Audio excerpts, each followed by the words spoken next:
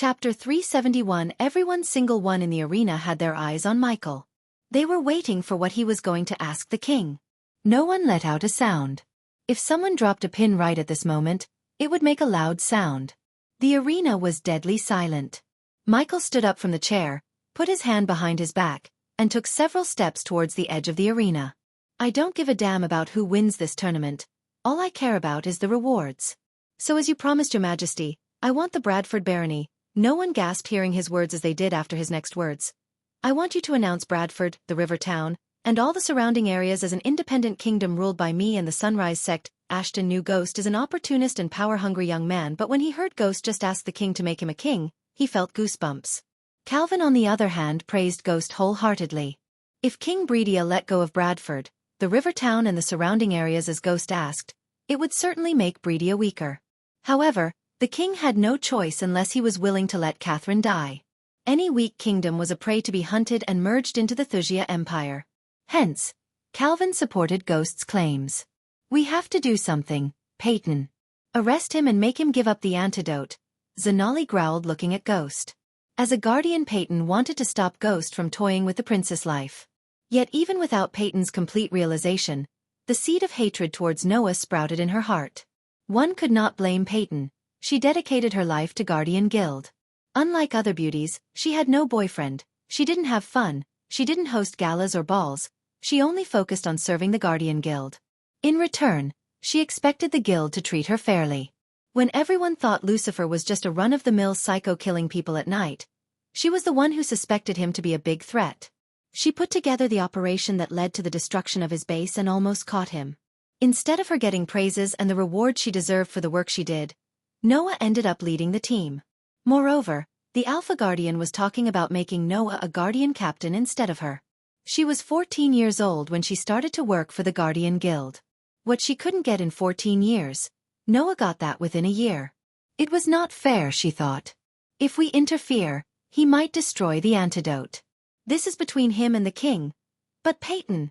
I said this is between him and the king. Her voice sounded colder as Zanali quickly closed her mouth. On the other hand, Claire and the elders were speechless. Claire wanted to stop Michael, ask him to give the princess the vial first, and then negotiate with the king. Claire wasn't as hypocritical as the others. She very well knew the princess had no right to berate Ghost like she did. In the future, if he needed that antidote, he wouldn't have one. There was no need for him to give that vial for free. However, Claire pitied the king and Andrew. She wanted Ghost to first save the princess and then negotiate with the king. But she was also not as naive as she used to be. Her mind told her that if Ghost gave the king the antidote, there was no way the king would give him everything he asked. The king could even arrest him for negotiating with him. She's dying. Elder Sandra tried to stand up but was stopped by Elder Reiner. Did you all forget that the princess tried to kill Ghost? If he was 1 second slow, it would be him lying on the stage, Elder Reiner said with his usual bright smile on his face. Elder Reiner, we teach our disciples humanity, kindness, and forgiveness. What he's doing is against everything we stand for. Claire was in a conundrum hearing the conversation between Sandra and Reiner. Both of them seemed to be in the right. Look at the king, he's not the king of Bredia anymore. He's just a desperate father. We should help him, Elder Sandra said. Elder Sandra, Elder Reiner yet again stopped her by holding her wrists. Do you remember the times we went to meet King Bredia asking for a loan? Elder Reiner's question brought back some bad memories. Claire especially gritted her teeth. The elders lost pity for the king after what Elder Reiner asked them. Let me refresh your memories. The king of Bredia, His Majesty asked Claire to be his concubine. Do you want me to spill out what he really wanted? The smile on Reiner's face disappeared. For the first time in their life, some of the disciples saw Elder Reiner looking cold. He was always a warm, kind and witty person. And do you want me to remind the times the king ordered us to accommodate a part of the Bredian army who harassed our female dispels and raped some of them? Elder Reiner's words got colder and colder. He didn't give a damn about those girls. Those girls were traumatized for their life. 50 gold coins, that's what the king gave them. Kindness, humanity, and forgiveness is for only those who deserve it. Elder Sandra. Elder Sandra was out of words for a few moments. We can't let the princess suffer for what her father did, she's innocent. She tried to kill Ghost because of love. Meanwhile, Michael was looking at the kings trembling. Each second passed by. The king's worry overshadowed his anger. A kingdom obviously can't survive without financial and military power. After all, your majesty won't feel good if someone else took away something you generously offered. Michael paused for a second, looked at the people staring at him with wide-open mouths, and continued, I won't ask for much but 1/3 of the Bredian army and financial support for a full year until we get back on our feet. The king almost spurted out blood hearing his outrageous requests. Financial support he could provide as Bredia was a preposterous kingdom. However, giving up 1/3 of the army would weaken the military power. I also want a peace treaty with your majesty. We can't have some stupidly loyal general wage war against my kingdom. Can we?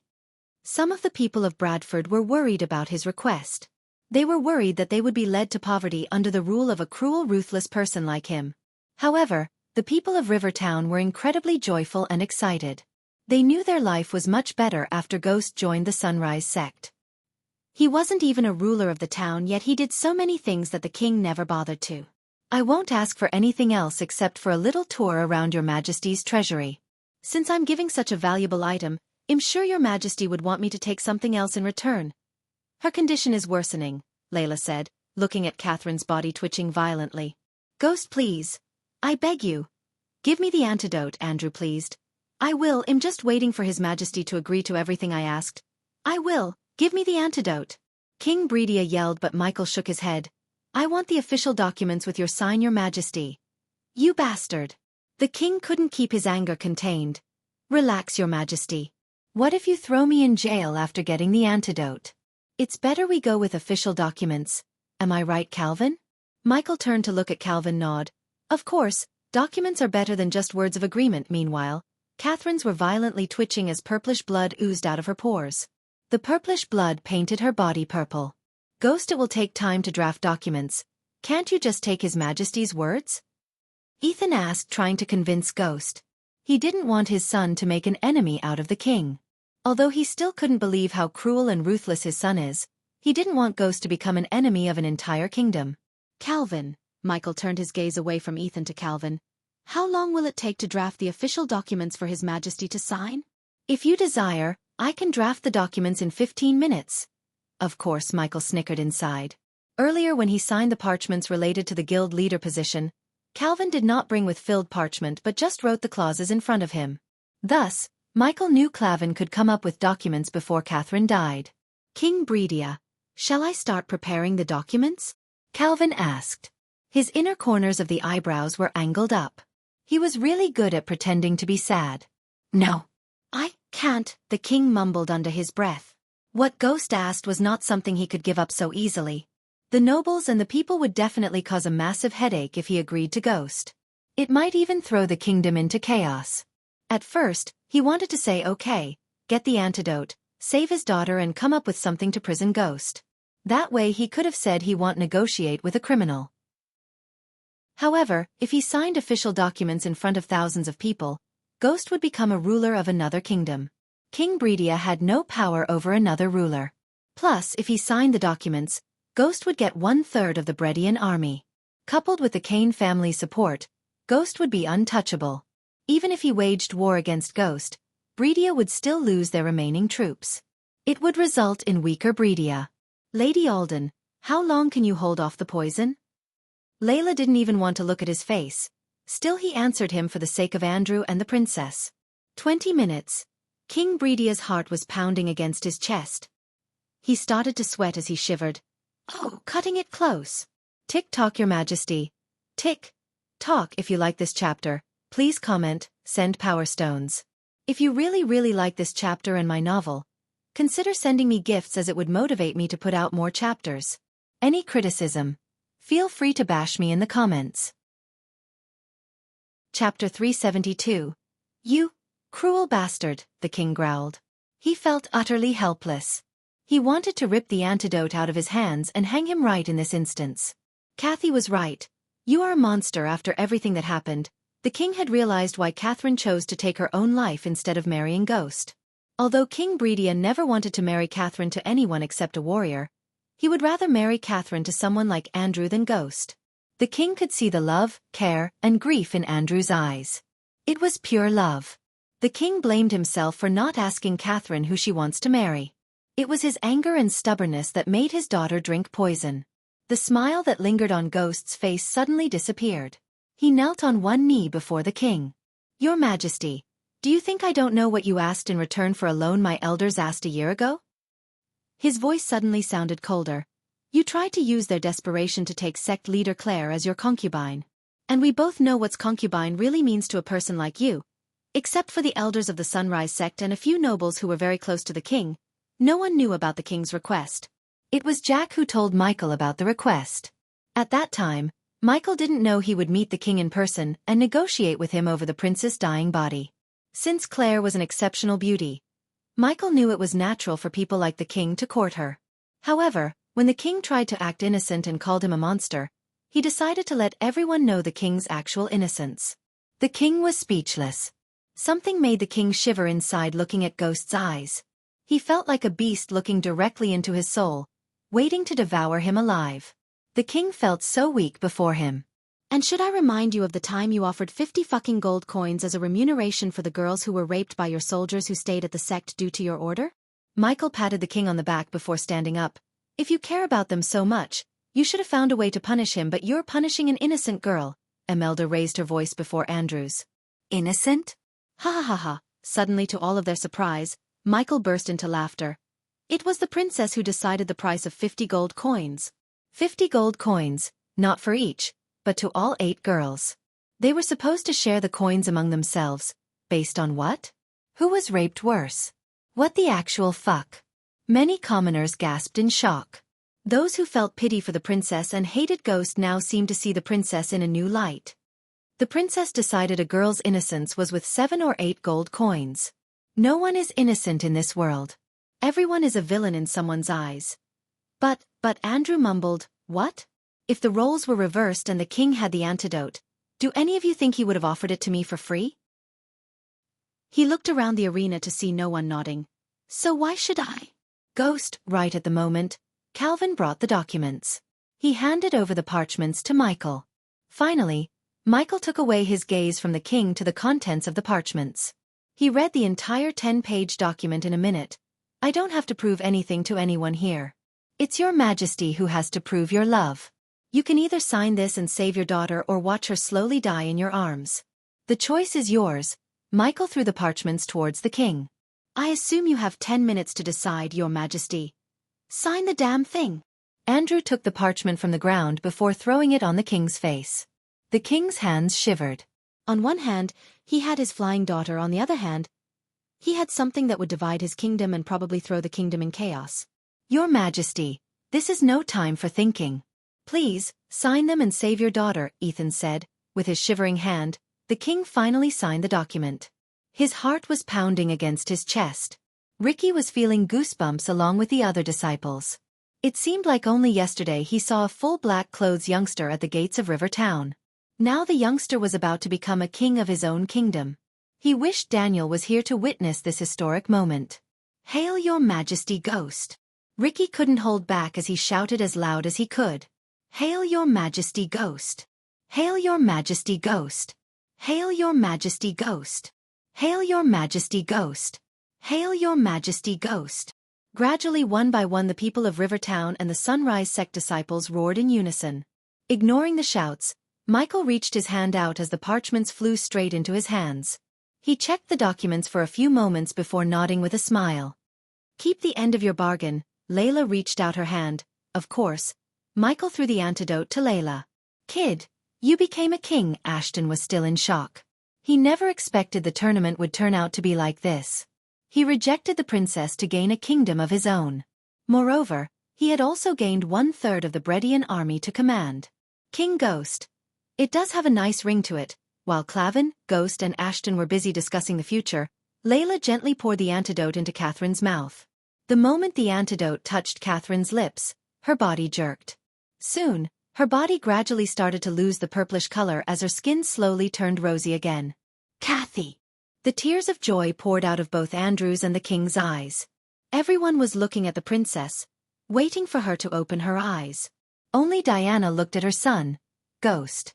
Most people, including her own sister, were thinking of him as evil, but they failed to understand that if it wasn't for her son, the princess would have died. He saved her. Andrew saw Catherine slowly open her eyes. She looked at Andrew and then the worried face of her father.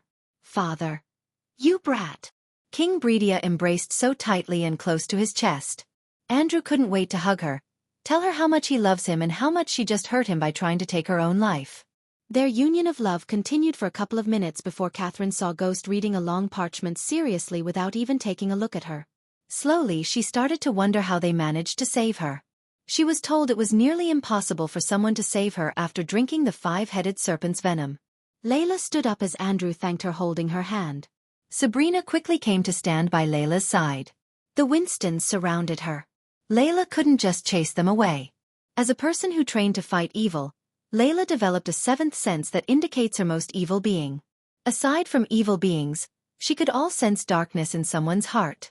When she first met Ghost, she sensed the darkness in his heart. However, she ignored it as everyone in the world had darkness in their hearts. Weirdly except Noah. She didn't find any darkness in his heart. In the corner of her eyes, she noticed Diana Winston staring at her. Surprisingly, Layla felt a chill. You! Catherine gritted her teeth. It's okay, Catherine, everything's fine, Andrew patted her shoulder. The king didn't mind Andrew. He had already decided to marry Catherine to the man she truly loves. Andrew. Hey, a princess, like nothing happened. Ghost smiled at Catherine. Catherine saw he was brimming in joy. His face was bright as someone lit a candle inside his head. The royal guards as well as her father stared at Ghost with their bodies shivering. Deep inside her father's eyes, she saw immense worry and anger. She could tell that something big had happened while she was unconscious. Father. What happened? Ghosty, everyone heard a childish voice as they saw the dragon land on Ghost's shoulder. It was not as big as before but shrunk its body to the size of a grown eagle. Claire sent off little Cindy to her mother before the final. Claire didn't want Cindy to see Ghost ruthlessly beat the hell out of Andrew. The little girl had seen enough blood and gore for her age, Claire thought. Following Nightmare, the elders and Claire came flying towards Michael. Since they all reached the core formation stage, they could fly without the help of flying swords. Except for Elder Reiner, who had a wide grin on his face, the others looked stunned. Michael could see the reluctance in their eyes. Master Ghost. Ricky came to his side on a flying sword and landed beside him. Oh, forgive me, he quickly knelt on one knee. Your Majesty, Ashton chuckled lightly before patting Ghost on the shoulder. You have a lot to deal with. But come by the manor in 3 days. We will hold a gala celebrating the marriage. You must come. Of course, Lord Ashton. Lord Ashton immediately took off, disappearing into the skies. Soon, Calvin also left the stage before further mingling himself with the king's problem. Although Calvin wasn't afraid of King Bredia, he was afraid of Layla Alden. In Layla's eyes, he saw a glimmer of anger towards Ghost before, when she looked at him. Calvin didn't want to get onto her bad side by being too friendly with Ghost. We need to talk. Just as Michael was about to talk to Claire and the elders, he heard Layla's voice. All the eyes on the battle stage and the arena turned back to look at Layla and Ghost. Some guessed Ghost just made Layla mad enough to get his ass kicked. Can we talk later? I am kinda busy here. Many gasped in shock. They couldn't believe he was actually ignoring a country-toppling beauty. Most of all the men in Elon would die to just have a short conversation with her, yet Ghost shrugged her off. Layla, however, didn't say anything more but came to his side. She grabbed his elbow. In a blink of an eye, she took off into the sky with Ghost. Nightmare couldn't even understand how he landed on the ground. She was too fast. What just happened? If you like this chapter, please comment, send Power Stones.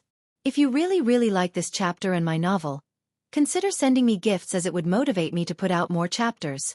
Any criticism, feel free to bash me in the comments. Chapter 373. The breezes climbed the mountain slopes until the air became cool enough to condense its vapor to drizzle. On the mountain top, the rocky peak, everything beneath seemed so small yet beautiful. Michael and Layla landed on this lonely mountain peak.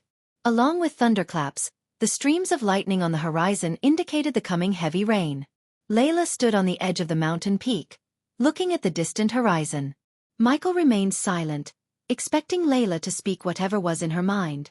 As though she was battling a war inside her, she opened her mouth, took a deep breath, and closed her mouth again. I assume you don't bring me here for sightseeing, said Michael. I need to tell you something. No shit, Michael took several steps forward to join Layla on the edge of the mountain peak.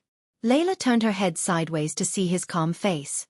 She just stared at his face for a couple of minutes before finally letting out a heavy breath. I am pregnant with a spirit child of yours. Michael almost fell down from the mountain top. His calm face immediately took a 180 turn. His heart started to pound against his chest as he slowly remembered what happened inside the treacherous ocean. System, Michael growled in his mind. What? The system informed you that there is a chance of a spirit child forming inside her. The system made sure the spirit child won't inherit any of your characteristics and talents. The child will see the world in a few weeks. For the first time in a long time, Michael's mind went blank. Since the system told him there's only a tiny chance of a spirit child to form inside her, he subconsciously hoped there won't be a spirit child. Not at this moment, but he never wanted to be a father ever. Every time Gaia talked about having children, he always changed the topic or ignored her. The last thing he wanted was to have a kid and raise that kid in this fucked up world. Nonetheless, fate played another game in his life. Layla, that's... What happened between us was my fault. While Michael stuttered, Layla opened her mouth. I know how hard it is to grow up without a father in this world. She turned her gaze back at the distant horizon. The fate and my fault together forced you to be the father of my child. I want to give my child a family, Ghost. I really do. For the first time, Michael saw Layla's eyes tearing up in sadness. Even after he spirit walked her, she was furious but not sad. At least he didn't see her sad. But you can't be my child's father, Ghost. Not after everything I've seen. I would rather raise my child alone than letting the child inherit the darkness inside you. Are you fucking kidding me right now? Michael lost his cool when he heard Layla. Although he was not perfect father material, he couldn't keep his mouth shut when he heard her talk about darkness. You people are talking like I'm the only bad guy in this world. You think Andrew is a saint because he is in love with the princess and was prepared to die for her. His anger towards the people's hypocrisy overshadowed his worry about the spirit child. Andrew killed a guy who never showed any intention to kill him with your help. So according to you, is it okay to kill a guy for love? Layla sensed a murderous aura radiating from him. He was sick and tired of people judging him and branding him as the big villain. The so-called guardians had done worse things than him. If someone ranked the evil in this world, he would certainly be not first, except everyone thinks he's on the top spot. He almost mixed up his Lucifer persona with Ghost when he talked. No one is an innocent, Ghost. I'm not naive to believe otherwise. But there's something inside you, growing stronger every day. I'm not afraid of you. I'm afraid of that darkness inside you. Michael clenched his fist. Perhaps it was coincident, or perhaps it was influenced by Michael. The sky suddenly turned darker. When you lose to the darkness within you, and you will if you continue your path, I don't want my child to be enveloped by the same darkness surrounds you. After these words escaped her mouth, silence enveloped the mountain top. Except for the claps of thunder, no sound could be heard in the area. With loud booming sounds of thunder, the heavy downpour made its appearance like a sudden guest. The downpour was so heavy that each drop was as large as a cartoon tear, and they felt like gravity had been turned up a notch. In a few blinks of an eye, the two of them were completely drenched in rain. As though the rain had washed off the burning anger inside him, Michael sighed. My so-called darkness won't harm your child, Layla. Layla saw a smile dosed with gloom on his face. You know, I never wanted to have kids of my own. Even with Elia. He looked at the distant horizon. I was abandoned by my parents. The last thing I want to do is to do the same to my kids. But you are right, the spirit child will be better off without me. I never considered that maybe my parents too abandoned me because they thought I am better off without them. The thunderclaps reverberated the mountain top as though they were agreeing with Michael. I know even you don't understand, but if your child asked about its father and why he abandoned him, tell the child I had no choice and I did it for its own good. It is the truth. Michael was almost certain that his enemies would find a way to use the child against him. He was trained to take out any potential enemies before they could become a threat to him. He always abided by this rule. Still, even when he knew the child would be turned against him by his enemies, he decided to let the child be. The child was innocent and pure. He knew how painful it is for a child to grow without a family to feel belonged to, without a mother to love, without a father to guide and protect. Michael had already punished this child by deciding to leave the child instead of being a father to it. He couldn't get himself to hurt the child anymore despite he knew the child might become a threat to him in the future. However, remember this, Layla. He turned back his gaze from the distant horizon to Layla. Protect your child, Layla was threatened by the sound of his grave voice. Protect from who? Me. Another thunderclap boomed just after he said, "Do not let your child be used against me. My enemies will stop at nothing, and so do I," Michael warned. Although he decided to spare the child, if the child tried to kill him in the future, Michael would end the child's life in a blink of an eye. Even if he didn't, Gaia definitely would. "Ghost, for the sake of our child, why can't you just leave everything behind you and come with me?" Although she already decided not to let Ghost be a part of the child's life, after hearing him, she tried to change him one last time, for the sake of their child. The tears drops mixed with water droplets rolled down on her rosy cheeks. "I can't, Layla, even if I wanted to, I just can't. Like you said, it'll do more harm than good to the child if I'm around." While tears rushed out of her eyes without her control, she saw him walking towards her. He lifted her palm before placing a rather normal-looking chain with a coin-sized sun attached to it in her hand. "Maybe if I didn't meet Elia and fall in love with her, we might have ended up different instead of being like this." Layla saw a smile that hid the sorrow in his heart. He picked up the chain as she put it around her neck. She wanted to stop, yet she simply couldn't. "The child is lucky to have you as its mother, Layla." Every single fiber in her body wanted to embrace him despite how he made her feel before. All the anger, fury, and everything faded away from her heart in an instant. But before her heart could overpower her mind to make her embrace him, he took several steps back from her. Both of them looked into each other's eyes in silence for a couple of minutes. Then Layla said, "I want something else from you, Ghost. This will be the last thing I would ask from you." Her voice was shaking in a mix of emotions. "Ask? I need your blood to give the child a physical body." That dash, her words were interrupted when she saw him unsheath his sword from his back. Without uttering a single word, he cut his palm with his razor-sharp sword. The thick dark blood oozed out of the large cut. A vial immediately appeared in his hand as the blood drizzled into the vial, rapidly filling it with his blood. The vial slowly floated towards her as he turned back. The blood was still gushing out from his hand. "Spoiled milk is still white, Layla. Everything you see and believe is not always right. Raise your child, showing it how this world really works, Layla." He looked over his shoulder to give her one last look.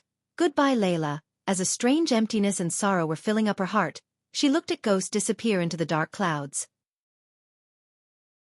Chapter 374. The barony of Bradford was built amidst the flora of a mighty jungle and was truly a classic phenomenon.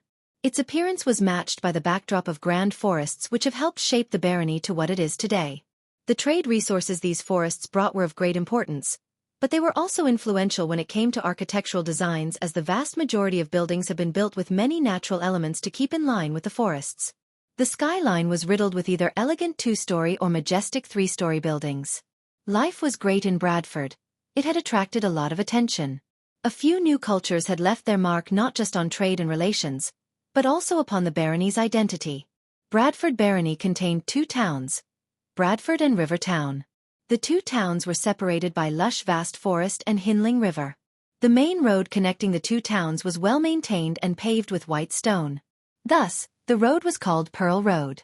Red maple trees stood on either side of the pear road as though they were the guards of the road. At the moment, a heavy downpour was watering the maple trees as the trees kept waving in the wind. Except for two carriages pulled by Pegasi, nothing could be seen on the road. In one of the carriages was the first king of Kingdom Bradford. Unlike other kings, this king traveled with neither a battalion of soldiers nor a group of royal guards. "It's beautiful." Michael pulled the curtain aside to see the dancing red maple trees. The last time he visited Bradford, he flew above the trees. Hence, he failed to see their magnificence. "So Ricky, what do you know about Bradford?" Michael's question brought Ricky back to reality. He never thought he would become a right-hand man to a king. From a lowly gate guard to the right-hand man of a king. He couldn't believe the turn his life took ever since he met Ghost. "Well, your majesty, the barony..." "Shit," Ricky slapped himself in the back of his head. "Kingdom of Bradford has two towns, Bradford and River Town.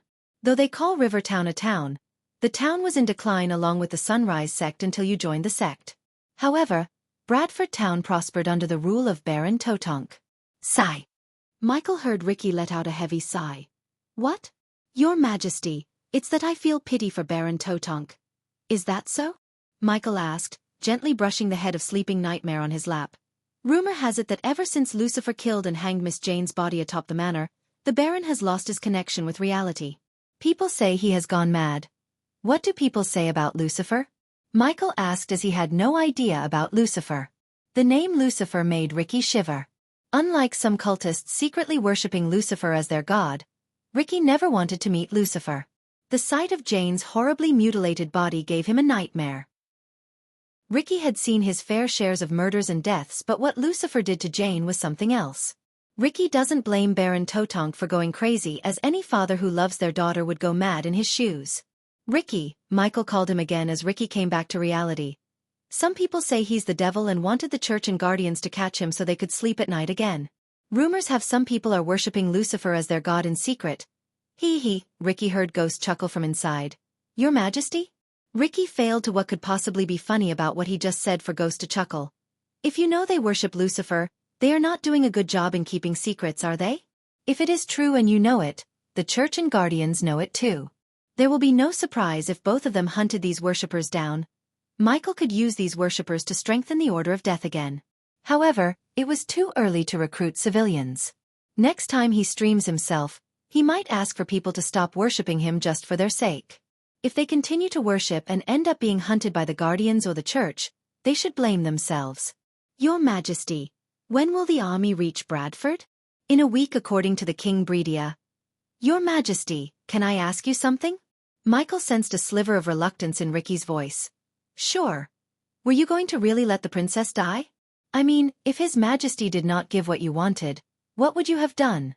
The king was lucky I didn't kill that bitch then and there when she tried to kill me. Michael's words stunned Ricky. Stupid bitch and that stupid asshole Ricky came with the most idiotic plan. Good thing you didn't kill either of them, Your Majesty. Killing the princess would have turned Breedia against you, while killing young Master Andrews would have made Winstons your enemies. You know, the Winstons were nothing but good to the sect. That's the reason Andrew is still alive. But after everything that happened, I doubt Andrew would be grateful to me for letting him live. Michael leaned on the seat, resting his head on his fist. He should be Your Majesty. Although the final ended up without a winner, everyone knew you would have won if it wasn't for the prince's interference. I'm thankful to that bitch though. If it wasn't for her stupid act, I wouldn't have gotten a kingdom. Michael's cold chuckle sent a chill running through Ricky's spine. Let's talk about you. How is your cultivation going? What stage are you on right now? Michael could see Ricky's cultivation stage. Still, he asked to see if Ricky lied to him or not. He was thinking about giving Ricky and Daniel some important roles in his kingdom, but before deciding anything, he wanted to make sure they are absolutely loyal. Since he has the system, it was easy to determine their loyalty. He just needed to make them their subordinates. At this level of the system, he could have a maximum of 11 subordinates. He already had Gaia, Raylene, Sadie Kaplan, Arya, Maxine, Azazel and Tiberius. After the tournament, he had more than enough points to completely heal Arya's 2 brothers. With them, he would have 9 subordinates. Michael was thinking of making Ricky and Daniel the remaining 2 subordinates. Although Ricky and Daniel were not as strong as most of his subordinates, they were loyal to the core and hardworking. From this point onwards, loyalty wasn't the only thing that mattered to Michael. He needed powerful subordinates who could fight his battles for him. In simple words, he wanted to be the final boss. Body refining stage level 10, Your Majesty. I feel like I can reach the body strengthening stage in a few months. Michael was glad to see Ricky telling him the truth. What about Daniel? Sigh, Ricky sighed again. Poor guy is stuck at body refining stage level 8, Your Majesty. It was obvious to Michael Ricky and Daniel has no talent for cultivation at all. He had given them hundreds of thousands of gold coins worth the pills and potions. Still, they were stuck at the body refining stage. If it wasn't for the pills and potions, there was no doubt they wouldn't have reached the body refining stage. After we settle things in Bradford, come see me with Daniel. You two are too weak. We need to fix that. Ricky felt goosebumps all over. Everyone in the world loved power and Ricky was not an exception. If anyone could turn Ricky and Daniel into geniuses, it was Ghost. As the rain showered them from heaven, they made their way to Bradford town where the Baron's manor was located. The people who didn't attend the tournament had no idea that their barony had become a kingdom of its own and their new king is Ghost of River Town. Through the window, Michael saw the city wall in the distance. Nightmare curled on his lap, sleeping peacefully. Ricky saw a bunch of archers standing atop the city walls. Regardless of the heavy rain, they were patrolling on the wall's top. In front of the main gate of the city, a couple of armored guards remained outside. Since the carriages had the flag of Sunrise Sect on top, the armored guards didn't dare try to be arrogant as they waited for Ricky to slow down the carriage. Open the gates. Ricky's voice and demeanor were not of a meek kid anymore. He sounded as though he was ordering the armored guards to open the gates. The armored guards wore helmets covering their faces. Thus, Ricky couldn't see the annoyed expression that appeared on their faces. Michael was waiting patiently for Ricky to deal with the guards. He didn't mind how Ricky sounded. As far as he was concerned, his subordinates should not be spineless cowards. "The Baron has ordered us not to let anyone inside or outside," one of the 5 armored guards said in a grumpy voice. "Why?" Ricky frowned. "The Guardians and the Baron are conducting an investigation.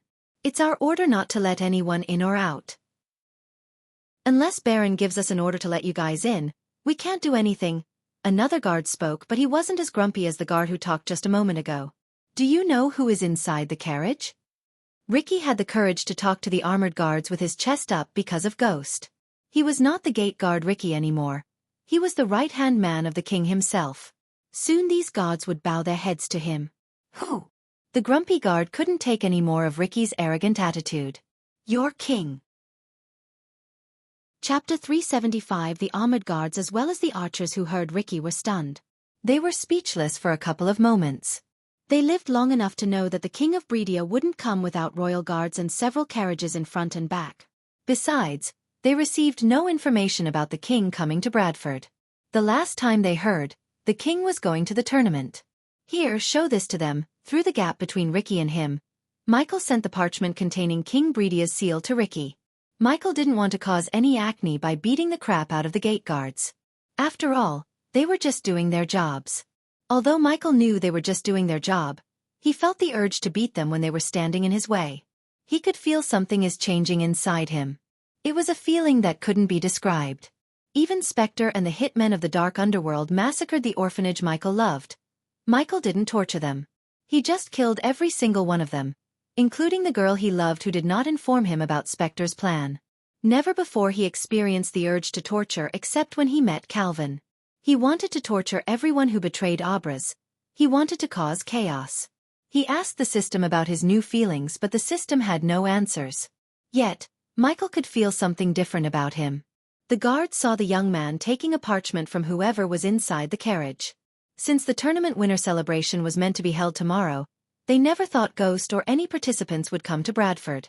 As far as they were concerned, the 2 carriages that have the flag of the Sunrise Sect were occupied by the guests of the sect. Ricky jumped down from the carriage while keeping the parchment under his fur coat to prevent the rain from drenching it. "Who knows how to read?" Ricky asked as the guards looked at each other. Finally, an archer from the wall slid down from the ladder to come to them. Among the 12 guards in the vicinity, only one seemed to know how to read. Ricky wasn't surprised though. It was not a requirement for a soldier to know how to read or write. Education was for the nobles and the rich. If it wasn't for Ghost's strict order to learn how to read or write, Ricky would have been just like them, illiterate. "Here." Ricky handed over the parchment to the archer. The armored guards were staring at the archer and the parchment in his hand. They might be illiterate, but they could tell the parchment definitely came from a royal or noble seeing the quality of the parchment. The archer opened the parchment carefully to read the content. There weren't even minutes passed by when the archer's hands shivered as his eyes wide opened as though they were about to pop out from their sockets. "What is it?" the other guards asked. Instead of answering, the archer swallowed a mouthful of saliva. Bradford has become a kingdom," the archer's voice trembled. And. The archer stuttered. "What?" the other armored guards asked the archer after a few moments of silence. Only the sound of heavy downpour filled the area. The soldiers couldn't believe the archer. Ricky couldn't see the expressions on their faces, but he could guess they were completely stunned using the silence. "Our new king," the archer kept stammering. All the soldiers had to wait for the archer to utter the name of their new king, is Ghost of River Town, as though the skies were waiting for the archer to utter these words. The moment he said the name, the thunderclaps reverberated through the city. "What you are holding is the king's decree and in one of your new king's hands. My first order to is open the dam gates for your king. His Majesty Ghost." The armored guards looked at each other. "Open the gates," the archer said. His look on Ricky completely changed. Each soldier had several questions running in their mind. The soldiers slowly opened the giant wooden gates to reveal the town of Bradford. With a swift jump, Ricky landed back on the carriage. After spending time as Ghost's subordinate, Ricky picked some of Ghost's attitudes. He even started to wear full black clothes like Ghost.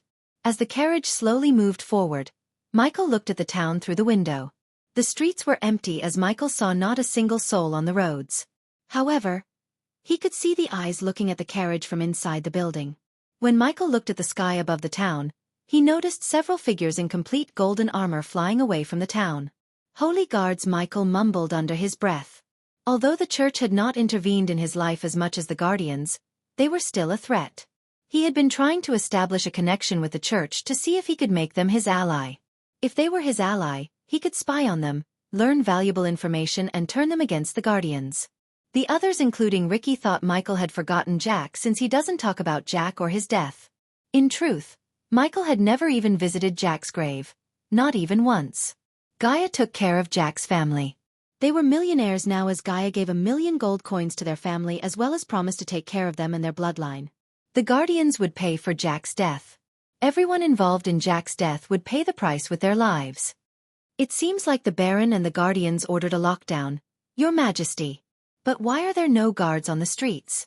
Ricky asked while looking around the town. Like most of the towns or cities in this world, Bradford was also divided into 3 parts. Commoners lived in the outer part of the town. This part also contained shops such as smithy, bakery, and miscellaneous stores. The middle part of the town had lesser nobles who were either declined noble families or branch families of main nobles' families and rich merchants. If one wanted to find a jewelry store or a bank, they should look for them in the middle part. Only the ruler, royal family, and prominent noble families lived in the center. It was the richest part of any town or city. Although the difference between the town parts was not as drastic as Royal Land or the capital of Bredia, Michael could see the buildings look majestic as they moved towards the center. The last time he visited Bradford, he wanted to open up a shop in Bradford. Unfortunately, Jane Totonk met him in the alchemy store in the middle part of the city. If she hadn't met him that day, she would have been alive. As the Pegasi galloped towards the center, Michael vaguely saw what might be the Baron's manor in the distance through the window. There were several guards in full plate armor patrolling the surrounding area. The structure, as well as the atmosphere of the manor, reminded Michael of Ham House in England. He wondered how this world has so many similarities with Earth. Inside the Baron's manor, Baron Totonk lay on his throne with a large ale bottle in his hand. There were several ale bottles lying around him. The walls of the throne hall were void of any paintings, but there were signs of paintings hung on the wall before. Only a group of fluffy armored soldiers as well as an old man with a long grey beard remained by the Baron's side. The old man had a wooden staff that had an orb of fire hovering atop. "Lord Totonk, what should we do with them?" the old man asked, looking at the 3 figures kneeling in the hall. All 3 figures had their hands tied and heads covered with brown sacks. The brown sacks were soaked in blood. "Our spies informed that their families have contacted the guardians and they are bringing them here. Did they tell you something?" Baron Totonk asked in a grumpy voice. His eyes were bloodshot. He reeked of alcohol and piss. The noble-looking Baron Totonk they served was nowhere to be found. After Jane's death, the Baron had become a new man. "Unfortunately, no, my lord. They seem to know nothing about Miss Jane's demise." "Humph, demise? It was a fucking murder," the Baron snickered before smashing the ale bottle on the throne. "I don't care if I have to burn this entire fucking barony to find who killed her." Baron Totonk clumsily walked towards the 3 nobles kneeling on the ground. "Lucifer. Goosifer horseshit. It wasn't the devil who killed her. It was someone in this fucking barony." "I can feel him. He's here somewhere, Lord Totonk." When he was about to fall down due to his drunk state, the old man tried to dash towards him to catch him. "I'm fine," the Baron raised his hand, stopping the old man in his path. Unlike my baby, tears began to roll out of the Baron's eyes. Seeing a grown man cry like a baby made the soldiers feel a heaviness in their hearts. The Baron may have gone crazy since Jane died, but the soldiers never left the Baron's side. The Baron was a good man. They never thought such tragedy would fall on him. Although Jane was a spoiled brat, she didn't deserve such gruesome death. Even the seasoned warriors felt nauseous seeing her mutilated body. Since these 3 doesn't know anything, the Baron stood a few inches away from the 3 nobles. "They can go to hell." Baron immediately drew his dagger out as the nobles let out a muffled cry through the sack. "Stop." Just as the Baron was about to send the dagger into the noble's neck, The manor door opened to reveal a young man. "Who the fuck let you in?" the Baron asked as the soldiers moved towards the Baron to put up a defensive formation. "By the power of your new king, I'm ordering you to lower your weapon." "Huh?" The soldiers and the old man was stunned after hearing the words coming out of the young man's mouth. "Who are you, young man?" the old man asked. He could see the courage in the young man's eyes. He lived long enough to tell that this kind of courage was only possible if someone powerful was behind this young man. In one of the hands of the king, His Majesty Ghost. Chapter 376. Ricky's words made Baron Totonk's hangover disappear for a couple of moments. The soldiers and the old mage standing beside the Baron's throne had a "what the hell is this kid talking about" look on their faces. Ghost. The name brought back the memories of Jane trying to convince him to arrest Ghost. The Baron knew she spent the last of her days being mad at Ghost. He was the only one who messed with her and remained unscathed. At that time, his duty as a Baron seemed more important than caring for Jane's tantrum. After she died, Baron Totonk couldn't care less about this barony and his Baron status. In his drunkard state, his anger shifted from the nobles to Ghost. The Baron either interrogated or killed everyone who had the motive and reason to kill Jane except one person, Ghost. Just like Ghost, Baron Totonk also knew Lord information. According to the elf, there were some ancient spells that could open a temporary portal connecting the outside world and the Netherrealm during the 7 days. The Baron couldn't help thinking if Ghost used some means to come outside, kill his daughter, and return to the Netherrealm. It'd be a perfect crime as no one would believe someone could come out of the Netherrealm before the opening of the portals. Even if Ghost had nothing to do with Jane's death, by punishing Ghost, he could give what Jane asked him. He thought of this as her last wish. His Majesty Ghost? "Ha ha ha," the Baron burst into laughter. Ricky saw his laughter turning eviler by the second. When the rumors began that the Baron had gone mad, Ricky didn't believe it. However, seeing him laugh like this, Ricky started to have second thoughts. "What kind of booze you drank?" "Buffed, Ghost, King." The old mage realized something was going on here as he walked towards the Baron. Hey, race the king's decree. Ricky was smart enough to realize that if he continued to talk to the Baron, something bad could happen. Ricky saw drunkards start fights for no reason during his time as a gate guard. He quickly retrieved the parchment from his space ring and handed over the decree to the old man standing beside the Baron as he looked calm and composed, unlike the Baron. The Baron took a long gulp of booze while the old man was reading the parchment. Soon after the old man read the parchment for a couple of seconds, a glimmer of shock and surprise appeared in his old eyes. His hands even slightly shivered. "My lord," with his eyes wide open, the old mage turned his gaze towards the Baron.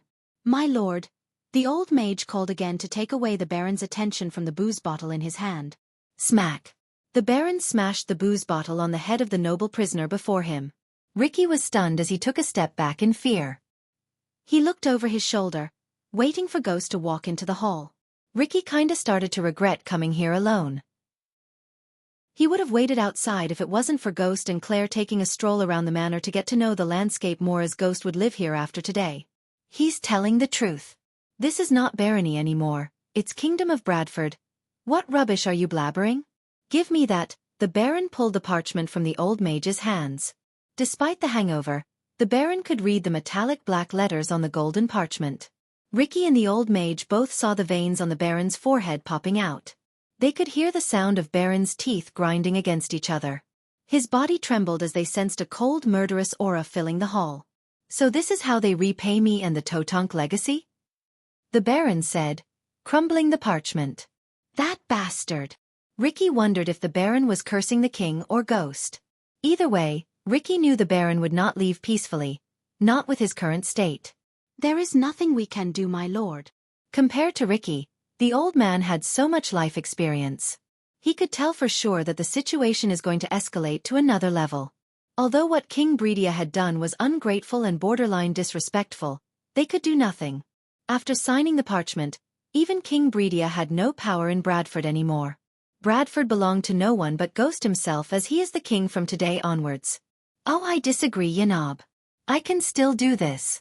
As he said, the Baron immediately dashed at Ricky. Unlike everyone in the room, Ricky was not very experienced in battle. His reflex and reaction time was way slower, as Ricky didn't even realize what just happened until he got lifted up by his neck. Ricky felt the grab around his neck getting tightened.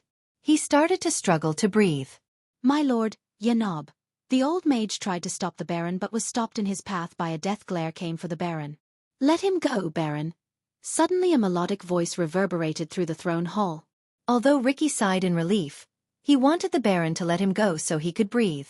The Baron and everyone saw a girl with golden hair gracefully walking towards them. Her eyes contained a sliver of anger. Sect leader Claire. Yanob recognized the girl. It has been almost 2 years since Yanob has seen Claire. She didn't seem like the girl he saw 2 years ago. Let Ricky go before he comes here, Baron. Claire came to stand beside Ricky. She was more concerned about what would happen to the Baron and his men if ghosts saw this rather than being mad at the Baron for treating Ricky like this.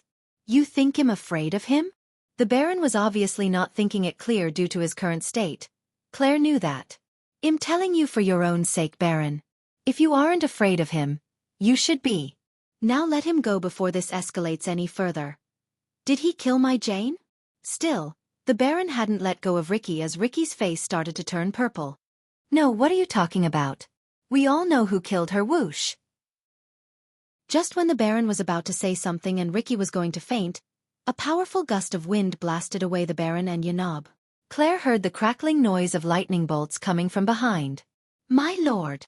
The soldiers immediately rushed towards the Baron to project him as well as help him stand on his feet. Ghost! Claire turned back to see Ghost standing in front of her. The golden lightning bolts danced around his right hand while his left hand had a sleeping nightmare. The 3 noble prisoners were wiggling on the ground. Their heads were covered. Hence they had no idea what just happened. They just felt a powerful gust of wind pushing them onto the ground face first. I want to send you with the respect you deserve, Baron Totonk. Don't make it difficult for you. Take a walk and calm yourself down. Claire couldn't help signing in relief. She almost thought Ghost was going to massacre everyone. Recently he was becoming very unpredictable as though he was a ticking time bomb. There were 12 people in the hall excluding Claire, Ricky and Ghost himself. Baron Totonk was at the core formation stage level 3 while the old mage was at core strengthening stage level 3. The rest of the guards were only at core formation stage level 6. If Michael wanted, he could kill every single one of them including the old mage. Honestly, he wanted to kill them. He wanted to massacre them. He was resisting killing them with every fiber in his body. Take them away, sect leader Claire. Michael doubted he would be able to stop himself from killing them. System. What the hell is wrong with me? Michael asked the system before turning back to leave the throne hall. System level is too low to answer the host's question. Please upgrade the system level. So something is wrong with me? Fuck, Michael cussed inside as he walked towards the door to leave the throne hall. He could feel the bloodthirstiness increasing inside him at a monstrous speed. At this rate, he would really be the Dark Lord everyone was so afraid of. Stop! Claire saw Baron Totonk screaming as loud as he could. His eyes were bloodshot red. It was obvious the Baron was furious. Regardless of the Baron's scream, Michael didn't hear him. He was too focused on controlling himself from massacring everyone. He continued to walk away when Claire saw a ball of purplish fire appear before the Baron's hand. Don't! Claire was too late as the Baron threw the fireball at Ghost. It was not a powerful spell, just a miscellaneous spell used to chase away low-level beasts. The spell was quick to cast as well as it was a chantless spell. The fireball soared through the air like an arrow. Just as it was about to hit Michael, a light blue translucent shield appeared around him. The fireball disappeared when it hit the shield. Claire's heart skipped a beat when she saw Ghost halt his steps. He slowly turned back as she saw the veins on his face popping up. He was literally shaking and Claire had never seen Ghost shiver in anger. Ghost! Claire approached him cautiously because something didn't feel right to her. Do not test me. Chapter 377. The words that came out of Michael's mouth sounded unearthly. It sent a chill running through Claire's spine. A wave of fear hit the core of the armored soldiers. Unconsciously they took a step back. Michael was on the verge of going berserk on them. Every being in his body wanted to slaughter them mercilessly. Did you hurt my Jane? Baron Totonk grumbled. You know what? Michael was tired of people accusing him with no evidence. Although he ordered Gaia to kill Jane, there was no evidence that tied the murder to him. He knew even if he hadn't done anything to Jane, these people would have accused him anyway. Everyone stared at Michael's face to see what he was going to tell. He took a few steps forward as Claire's heartbeat continued to rise. "I don't give a," he breathed between every word. He was battling with himself to block the thrust for chaos. "Arg!" Suddenly Michael growled in pain. He lowered his head as he placed Nightmare on the ground. "Yawn on." The little dragon slowly opened his eyes while yawning. Claire and Ricky saw the side of his face while the Baron and his men could only see the top of his head. They could vaguely hear him mumble something under his breath. "Give what?" the Baron asked, gritting his teeth. His grief and booze he drank made him lose all the reasons. "Give a fuck about what happened to that bitch," his words stunned the Baron. It took the Baron a couple of seconds to sink in what he just said. Michael's voice became more animalistic. It was unearthly. When the words finally reached the Baron's head, he stomped the ground in anger. "Shit, something's wrong with Ghosty." Abruptly the door to the throne hall closed with a loud bang. After the door closed, suddenly the curtains covering the windows also began violently fluttering in the wind. The wind was so powerful that it forced Nightmare and Claire to step backward. Ghost. Claire wasn't worried about Ghost but worried about the soldiers and the Baron. Regardless of the sudden darkness that enveloped the throne hall, she walked towards Ghost to calm him down. "Claire, let's go." As she walked closer to Ghost, she heard his words. The violent wind somewhat calmed down. Noticing he addressed Claire with no title, she knew something was wrong. She wanted to take him away from the soldiers and the Baron. His voice sounded normal rather than animalistic as before. "Ricky, we are leaving." Claire ignored the Baron, ordering Ricky to leave the throne hall before Ghost did something that everyone would regret later. She even doubted they would be alive to regret their decision to mess with him. "I'm gonna rip that tongue out, bastard." Baron Totonk trembled in anger before leaping into the air. A gigantic war hammer plated silver materialized in the Baron's hands in the mid-air. "Moonwave." Claire stomped the ground, turning back. She pointed her finger at the Baron as a sparkling crescent-shaped wave shot out of her fingers. The blade gradually became wider and bigger as they flew towards the Baron. Before the Baron could react to the crescent blade, the wave hit the Baron and sent him flying backward as though he was a kite without an anchor in the storm. Except for the old mage Yanab, the soldiers didn't see what just happened. Claire's movements were lightning fast. "Back off." Claire stomped the ground once again as the ground split open. The cracks formed until they reached the feet of the soldiers. Yanab was pleasantly surprised by Claire. She seemed to be at the peak of core formation. The old man wanted the Baron to accept their fate and move on, but he saw the Baron stand up with shelved hair, trembling in anger. A battle was inevitable. Yanab knew. "What are you morons looking at? Kill them." Nightmare flapped his wing to appear before Claire. He immediately transformed himself. The soldiers shivered seeing an 8-foot dragon staring at them with puffs of smoke coming out of its nostrils. Nightmare's crimson scales began to glow in bright orange. "Baron, you really don't want to do this. I can hang you for disrespecting your king." Claire glanced at Michael to let them know who he is now to them. He was still showing his back to them. "You stupid idiots," once again. Michael's animalistic voice echoed through the throne hall. "You wish for death so bad." The violent stormy wind returned. The howling sound of the wind gave an ominous feeling. "Ghost." Claire tried to touch his shoulder as he finally looked up, showing his face. When he turned around, Claire's heart skipped a beat. She felt a chill running through her spine. Unconsciously she stepped back and so did Ricky. There was no white in his eyes anymore, except for his pupils. Everything turned pitch black. His pupils were fiery red, like a demon. Lightning bolts began to form around his arms as he walked towards Baron Totonk. He may have become a king, but the soldiers and Yanab's instincts to protect their lord kicked in. Regardless of a dragon standing before them, they rushed towards the Baron. "Ghost, stop." Claire dashed at Michael when he was just a couple of meters away from the Baron. "Don't." Claire heard his cold beastly voice before getting blasted by an invisible force. "Mary!" Nightmare shouted when Claire was sent flying by Ghost. With a flap of his wing, he dashed at Claire. However, the force that hit Claire was far greater than anyone could imagine. She hit the wall, creating a loud thud before falling down to the ground unconscious. Michael seemed to give no shit about what happened to Claire. He continued to walk towards the Baron. Hallowing bolt. Yanab immediately pointed his staff at Michael as a bolt of purple energy blast shot out of the staff. The responsive shield immediately appeared to absorb the blast, but since Yanab was at core strengthening stage level 3, it couldn't completely absorb the attack. The remaining force hit Michael, sending him sliding away from the Baron. "I will grant your wish." His pupils glowed brighter while the golden lightning bolts dancing around his arm became thicker. They produced constant crackling noises of electricity. The bolts of lightning coiled around his arm like hundreds of tiny snakes.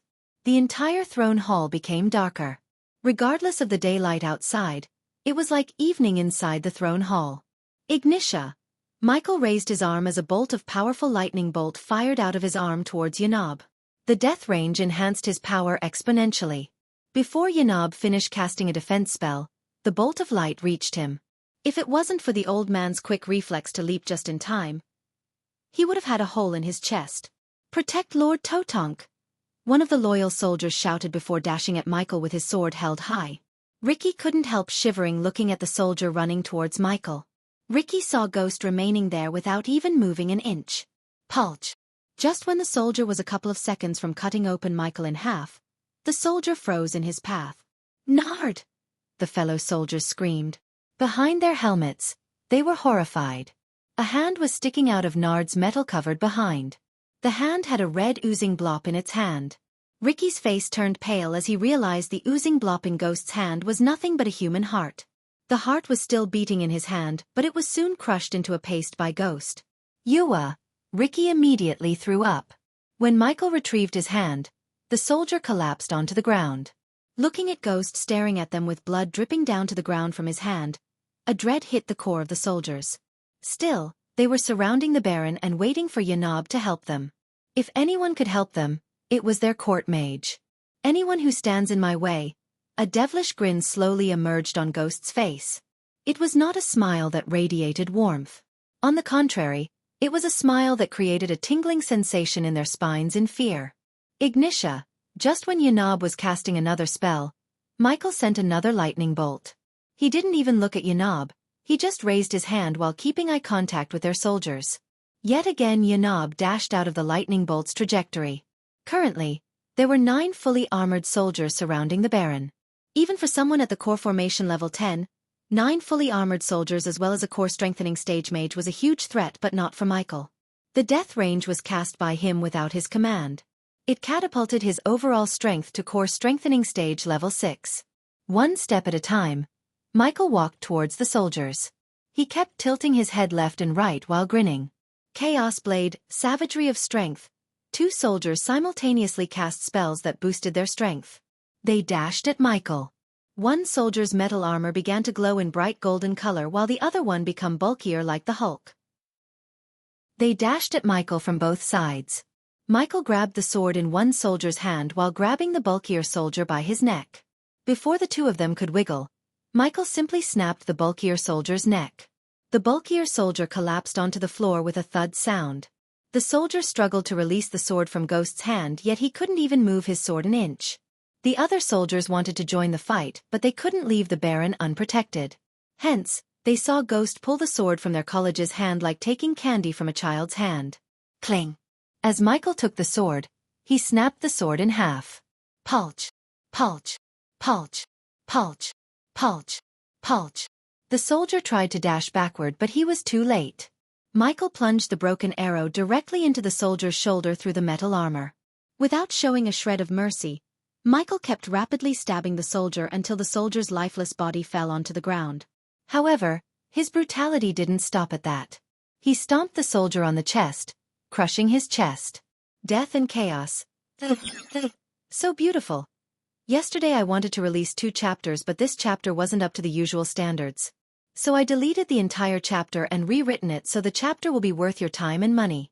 Sorry for not keeping my word. Chapter 378. Mary, open your eyes. Nightmare shrunk himself. He rubbed Claire's face with his hand to wake her up. Ricky was staring at Ghost rip the hand off of a soldier and beating another one to death with the bloody hand. He couldn't see the brutality anymore as he turned his head towards sect leader Claire. There was a hole in the wall where she hit before falling onto the ground. Fiery frenzy. While Michael was busy stopping a soldier to death, Yanab screamed, casting a powerful fire spell. Immediately a stream of lava shot towards Michael from his staff. Humph! His crimson red landed on Yanab. The old mage felt a chill. He could feel his soul shudder in fear. The soldiers saw Ghost standing there without even moving an inch. In a few seconds, the lava stream hit his body, but weirdly the stream went through him. Only then did they realize it was an afterimage as the figure of Ghost faded into thin air. They quickly moved closer to the Baron. He was still trying to push them away and fight Ghost himself, but the soldiers were manhandling the Baron to protect him. Suddenly Yanob's instincts kicked in as he felt someone's behind him. He tried to dash away, but a hand grabbed him by the back of his neck. Yanob opened his mouth to cast a quick spell, but another hand closed his mouth. "You should have left when you had the chance." Yanob heard Ghost's voice. It didn't sound like the voice of any human. It was something different, cold, murderous, and bone-chilling. "Now you are going to die." "No!" The Baron screamed at Yanob, but it was too late for Yanob. His head exploded into nothing but red mist. "Lord Yanob." The soldiers couldn't believe he killed Yanob. Yanob was the most powerful mage in Bradford. He studied with the royal court mage of royal land himself. The old man settled in Bradford to live his old age in peace, yet because of the Baron, he died a horrible death. 2 decades ago, when the Baron was a young man, he saved Yanob from a beast attack. The two of them become like father and son. Hence Yanob loved Jane as his own granddaughter. Hence when he heard she was murdered by Lucifer, he immediately came to Bradford. Yanob always had the feeling that the Baron was in danger. That was why he stayed by his side ever since Jane died. Also, the old man wanted to find who killed Jane. "Shit, quick! Escort his lord outside the manor. We will hold him off." 2 soldiers came forward while the rest of them grabbed and rushed towards the door. Too late, as they heard his voice, the soldiers saw him disappear from Yanob's headless body. In a blink of an eye, he appeared on their path. "Let me go, I will kill him." The Baron tried to wiggle out of the defense formation. "Ghosty, stop. Let them go." Nightmare shouted at Michael to stop him from massacring the soldiers. Unlike the Baron who tried to kill him, the soldiers did nothing but their job. They were innocents and they did not deserve such brutal death. "I will let them go." The soldiers couldn't help sighing in relief. For a moment, they really thought the dragon saved them all.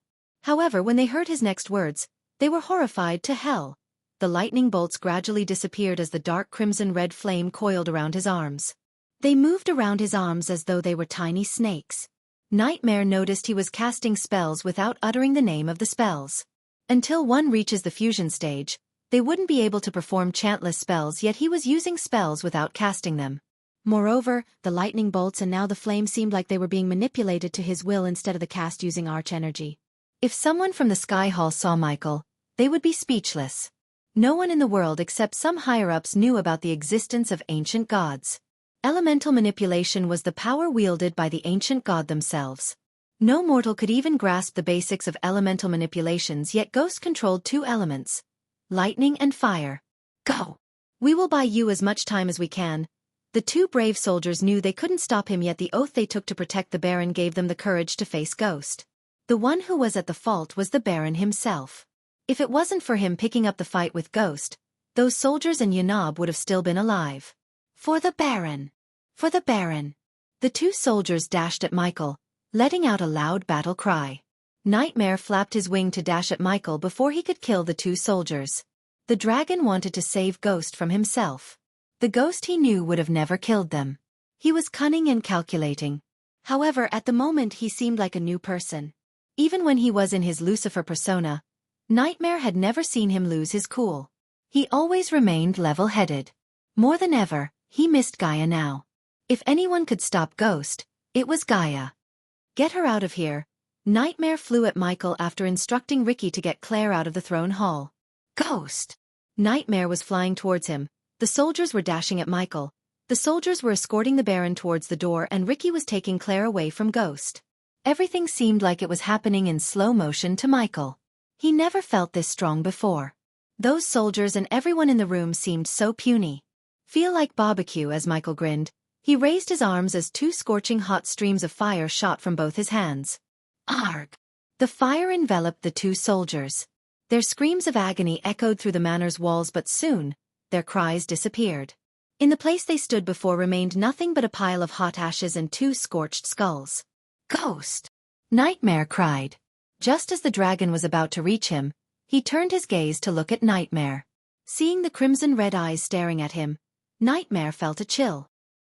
In the corner of his eyes, Nightmare saw finally Ricky leave the hall with Claire. He felt somewhat relieved in his heart. But the moment the door shut behind Ricky, the entire hall turned dark. Only Michael's red eyes and Nightmare's glowing crimson scales could be seen in the hall. Regardless of the sudden blackout, Nightmare could see Michael's figure. He was getting taller and bulkier. Suddenly a bright white light flashed across Nightmare's face. The light made him close his eyes, and when he opened his eyes, he was lying on the bed in Lucifer's underground mansion in the dark forest. Back at the Baron's manor, Baron Totonk heard his soldiers cry in agony. The sound of bone and metal crunching lessened his hangover. The darkness in the hall coupled with what he saw made the Baron feel a tingling fear in his heart. "Fucker, where are you?" Baron growled. "What kind of sorcery is this?" Baron was unable to comprehend how he turned the day into night. As he was trying to cast a light spell, a wave of hot liquid splashed on his face. In a few moments, the hall completely became silent. He could literally taste blood in his mouth. He knew the hot liquid was the blood of his men. Once again the warhammer materialized in the Baron's hand. He was prepared to defend himself and kill Ghost. However, he didn't see Ghost.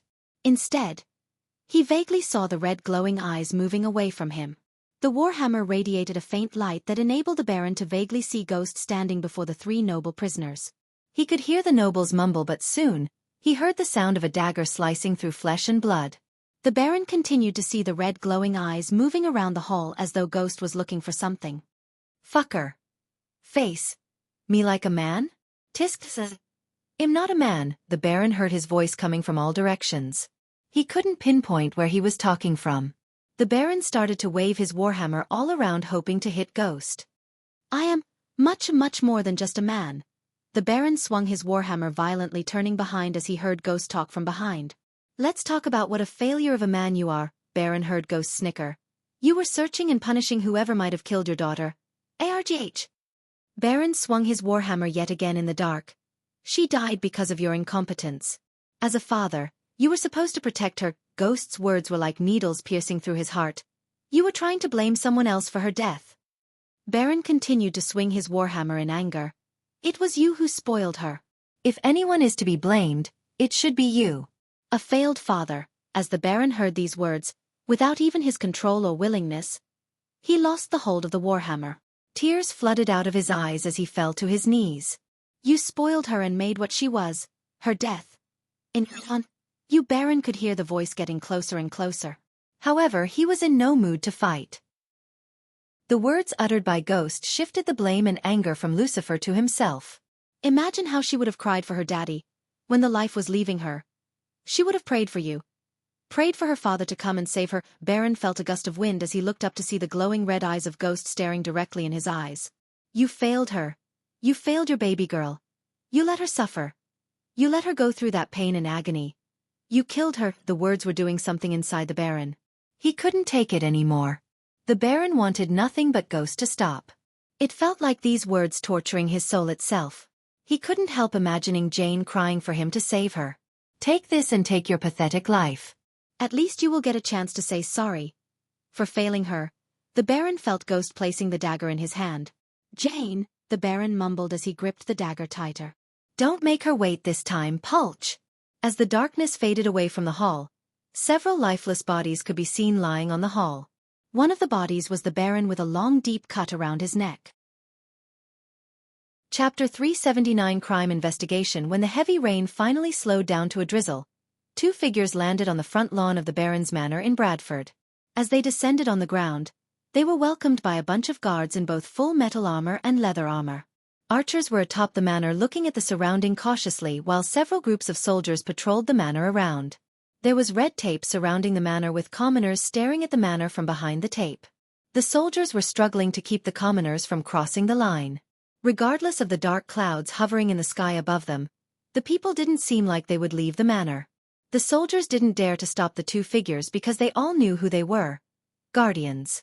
The two figures who came were none other than Peyton and Zanali. "What's going on here?" Zanali asked Peyton, looking at the tensed faces of the soldiers.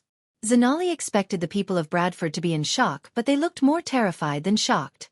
"You will know soon," Peyton simply said instead of explaining.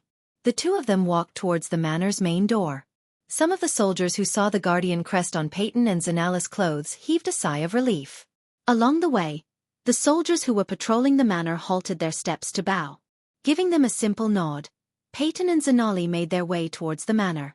The two soldiers standing near the door quickly opened up the door without a question when they saw the guardian crest on their chests. As the door slowly opened, they saw a couple of holy guards talking to a young man. Peyton had seen the dark-haired young man before at the arena.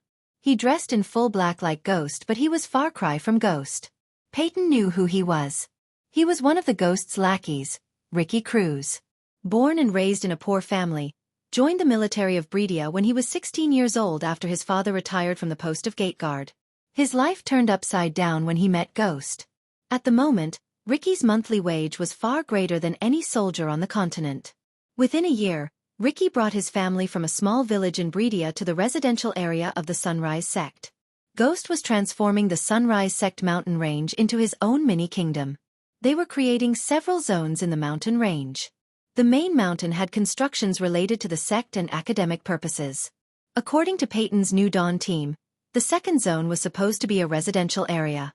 Another rumor she heard about Ghost as he was searching for elven architects to work with dwarves to transform the mountain range without destroying the forests and wildlife in the mountain range. His love for nature always made Peyton really wonder about his personality. He never seemed like a person who would care for Mother Nature. However, he was an alchemist and the owner of the largest herbal garden in Bredia. Hence, his love for nature somewhat made sense. Taking her glance away from Ricky, Peyton saw several horribly mutilated bodies lay on the ground. The entire hall reeked of blood and arch energy. "Miss Peyton." Suddenly Peyton heard a calming voice from behind. She turned back to see Ghost walking towards her with a welcoming smile on his face. "I wish we had met under a different circumstance," she nodded as he turned his gaze towards Zanali. Miss Zanali gave him a cold nod, but he didn't seem like he cared. "What happened here, Ghost? Or should I call you King Ghost?" Zanali noticed the smile on Peyton's face. It was peculiar as she thought Peyton hated Ghost to the core. "Nah. I prefer you call me Ghost as long as I don't have to call you Guardian Peyton." "Too tongue-twisty," Ghost chuckled as Peyton nodded. "What happened here?"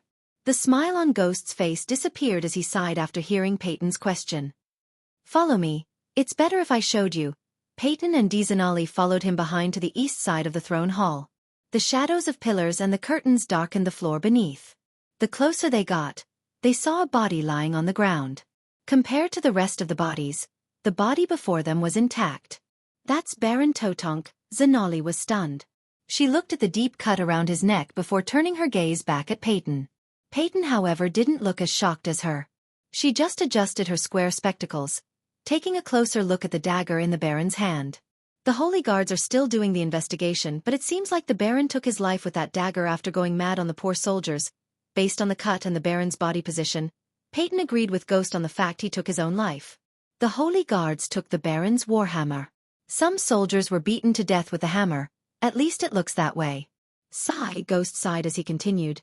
"The soldiers' family have to conduct a closed casket funeral. I will make sure their families get what they deserve and more." Peyton nodded. "I saw 2 piles of ashes with skulls. I don't think the Baron was powerful enough to cast a spell that powerful. I heard the personal guards of the Baron were at core formation level 6. The Baron was weaker than them and not a mage." "Follow me." Yet again, Zanali followed Ghost behind. They were walking towards the throne where Zanali saw a holy guard in full white metal armor standing beside. Noticing the guardians approaching, the holy guard walked away from the body. As the holy guard moved away from the body, Zanali saw the complete body or what was left of it. In the place where the head should have been, Zanali saw brain matter, skull pieces, and blood. She felt nauseous just by looking at it. She thought Gaia's killing was brutal, but what happened inside the throne hall was on another level compared to the killings of Gaia. Zanali couldn't believe it was done by a normal being. It seemed like something much worse stormed into the hall and massacred them without a shred of mercy. Their bodies were mutilated. She doubted even Ghost was capable of such violence. Peyton whistled as she took a look at the staff in the mage's hands. "If I'm a gambling man, I would say this is Yanob, the Baron's court mage, and he has something to do with that spell." "Maybe." Peyton squatted near the body. She studied the body for a few moments before turning her gaze to look at the 2 piles of ashes. Meanwhile, Zanali and Ghost patiently stared at Peyton. It depends on how powerful the spell was, but the distance makes sense. Of course it does, Michael thought. He was not a hitman in this world as he used to be, but that didn't mean he forgot how to erase the evidence and create new ones to throw the authorities off. It took him half an hour to rearrange the bodies and set up a new crime scene. As far as Michael was concerned, unless someone like Sherlock Holmes comes to see the crime scene, no one could find any evidence that ties him to the killings. As for Ricky and Claire, he didn't worry about them. He made Ricky his subordinate to see the loyalty level. The youngster was 95% loyal to him. In addition to being loyal, Ricky promised he won't tell a soul what happened in the throne hall. Of course, Michael didn't believe his words alone. Yet, Ricky was too valuable and loyal to just kill him.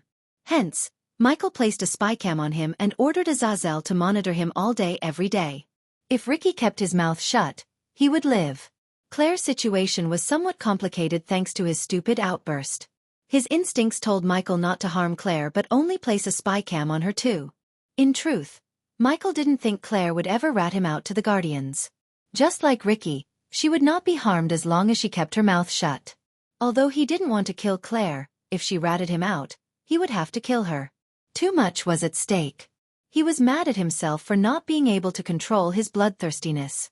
He felt like he was caged inside his own body and someone else took over his body to kill them all. The moment he finished dealing with the Guardians and the Holy Guards, he wanted to have a long chat with the system to find what was wrong with him. The urge to kill was under control unlike before, but he wanted to fix himself before he was being taken over. Ghost, did you inform the Baron's family? Peyton asked. Yes, I sent the men to let his sons know what happened here. Giving the answers of what really happened here depends on Holy Guards and you guys. I urge you to do a complete investigation. My men and I will help in any way we can. Your Majesty, the nobles are here. Peyton saw Ricky call for Ghost. Excuse me, Miss Peyton, I have kingly duties to take care of now. Of course we will be in touch, Peyton said. Zanali stared at Ghost's figure slowly disappearing from her sight. Then she asked Peyton, "What do you think that happened here, Peyton? You buy his story?" "I don't," Peyton adjusted her spectacles. "But I also don't think he has something to do with the killings. He is a core formation level 10. Although he is very powerful, he couldn't have killed all those core formation warriors and a core strengthening stage mage. I knew Mage Yanab, he couldn't have been killed by Ghost." Peyton was not wrong though. What killed them all was not indeed Ghost. It was something much more powerful. The sprout of the true Dark Lord. Chapter 380. Back in the dark forest, Michael was standing in front of a mirror staring at his reflection. "My lord, you're here." Azazel hovered through the walls to see Michael. The demon butler frowned, noticing the scars on Ghost's body. "Something happened, my lord?" Azazel asked. Ghost was not wearing any face mask to hide his face. Azazel was completely loyal to him. Besides, in the future, Azazel would have to work with both his personas, Ghost and Lucifer. He thought of Azazel as Alfred to his Batman. Baron Totonk and a bunch of soldiers who were just doing their job were killed, Ghost said, throwing the long coat he was holding in his hand to the bed. "Who killed them, my lord?" "Me." Michael slowly walked towards the mirror. He put his hand on the mirror. Boom. Suddenly Michael punched the mirror as the glass mirror shattered into tiny pieces. The broken pieces on the ground reflected Michael's angered face. "Have you finished with the surveillance room?" Azazel nodded. "Yes, my lord, I can now monitor your spy cams 24/7. "Good, now go. I need some time alone." "I will be waiting for your order, my lord." Bowing his head, Azazel left the room. After Azazel left the room, Michael sat on the bed. On his face, there was no sign of delight thinking about how he was going to break through to the core strengthening stage. Rather, he was more worried about his outburst and the third persona. "System, what's happening to me?" Michael entered the system interface. Staring at the status window, he asked the system. "The system's level is too low. The next upgrade will cost the host 200,000 badass points. Does the host wish to upgrade the system to 4.0? Do it." Michael was too focused on what just happened to him. He wasn't in the mood to bitch with the system for its uselessness to this situation. The experience cap for each level in the core strengthening stage will be reduced by 25% after upgrading the system. Initial experience cap 800,000. System 4.0 experience cap 600,000. System upgrade is in progress. I hope you have an answer to my problem system. System version 3. 0 host. Michael cultivation level. Core formation stage. Level 10 experience points. 400,000/400,000. 1,800,000 points remaining to be consumed. Badass points. 500,000 skills and spells. Wind Blast, LVL6 Responsive Shield, LVL8 Environment Scanning, LVL6 Ignitia, LVL8 Lightning Dash, LVL6 Energy Devour, LVL2 Death Range, LVL3 Eyes of Darkness, Normal. Can sense the cultivation level of others. Eyes of Darkness, Lucifer. Can sense the cultivation level of others, can see through. Illusions Cloud of Darkness, Lucifer. Weak-willed enemies will lose their courage completely and surrender. Death range will be 50% more powerful. If activated in darkness, the host's cultivation level will be boosted 4 levels up regardless of the stage barrier. Wordless Spellcaster, Lucifer. In full Lucifer form, the host just has to think of the spell to cast it. Techniques: Swords of Destiny, 95% Mastery Ring of Fire, 83% Mastery Serpent Maga, 96% Mastery Occupation. Core Disciple of Sunrise Sect, the Guardian of Sunrise Sect, Lord Lucifer of the Abyssal, the Dark Lord, King of Bradford status. Healthy goals: Control the world, rebuild the Order of Death. Utility function: Banker, LVL 5, ratio, 1,000 gold coins, 40 badass points. Runic Teleportation, X-Ray Vision, also integrated with Eyes of Darkness. Wealth: 5 million gold. Special trait: 5-star Alchemist 3. Star Inventor. Subordinates: Gaia, Warrior. Loyalty level 100%. Raylene, 5-star Chef. Loyalty level 99%. Arya, Assassin. Loyalty level 38%. Heinberg, Warrior. Loyalty level 35%. Maxine, Warrior. Loyalty level 98%. Tiberius, Warrior. Loyalty level 45%. Sadie, Loyalty level 30%. Ricky, Loyalty level 95%. The Silent Reaper crew, Pirates, Loyalty level 80%. Base of operation: Sunrise Sect, the Abyssal, the Crypt Kingdom of Bradford. Familiars: Nightmare, Forest Dragon, Vidora, 3-headed Hydra. While the system was upgrading itself, he noticed the 5% loyalty drop in the Silent Reaper crew. It made sense though, as they were stuck in the crypt instead of pillaging the ships in the sea. Ever since the Guardians destroyed the Silent Reaper, Michael was keeping the pirate crew in the crypt in Undead Island. He provided enough rations for them to last for 3 months. Although Maxine was there to oversee the pirates, the crypt was like a cage to the free-spirited pirates. Michael lost track of time. In a blink of an eye, 6 hours passed by. The system upgrade is completed. Current system level 4. 0. The host has 1,600,000 experience points left to consume. Does the host wish to consume the points? Before we do that, tell me what happened to me earlier? The system's level is too low. What the? Michael couldn't believe what he just heard. He spent 200,000 badass points to upgrade the system, yet he received nothing. On top of being pissed at himself, the system's uselessness kindled a fire of anger inside him. Shit, how much for the next upgrade? 600,000 badass points. Michael wanted to punch the system if it had a physical body. However, he quickly controlled his anger before he might lose control again. Instead of getting consumed by anger, Michael calmed himself down. He tried to think instead of letting the anger overtake his brain. System, consume the points. The breakthrough to the core strengthening stage will take 4 days. Warning. The system will be offline for 4 days. Warning. The host will be in an unconscious state for 4 days. The system will notice the host if the host was in danger. Do it. Michael wasn't worried about his safety as he was in the dark forest. Besides, he let the elders handle the meeting with the nobles in Bradford. His top priority now was to get stronger and find a cure for his new problem of losing control of his mind. Congratulations to the host for reaching the next stage, the core strengthening stage. Congratulations to the host for leveling up. The current level is core for strengthening stage level 1. Congratulations to the host for leveling up. The current level is core for strengthening stage level 2. Congratulations to the host for leveling up. The current level is core for strengthening stage level 3. Unlike before, Michael received neither gifts nor special items from the system for upgrading it to the next level or reaching the core strengthening stage. For others, Michael was cultivating in a heaven-defying speed. But for him, he was moving at a snail's pace. In a blink of an eye, 4 days had passed.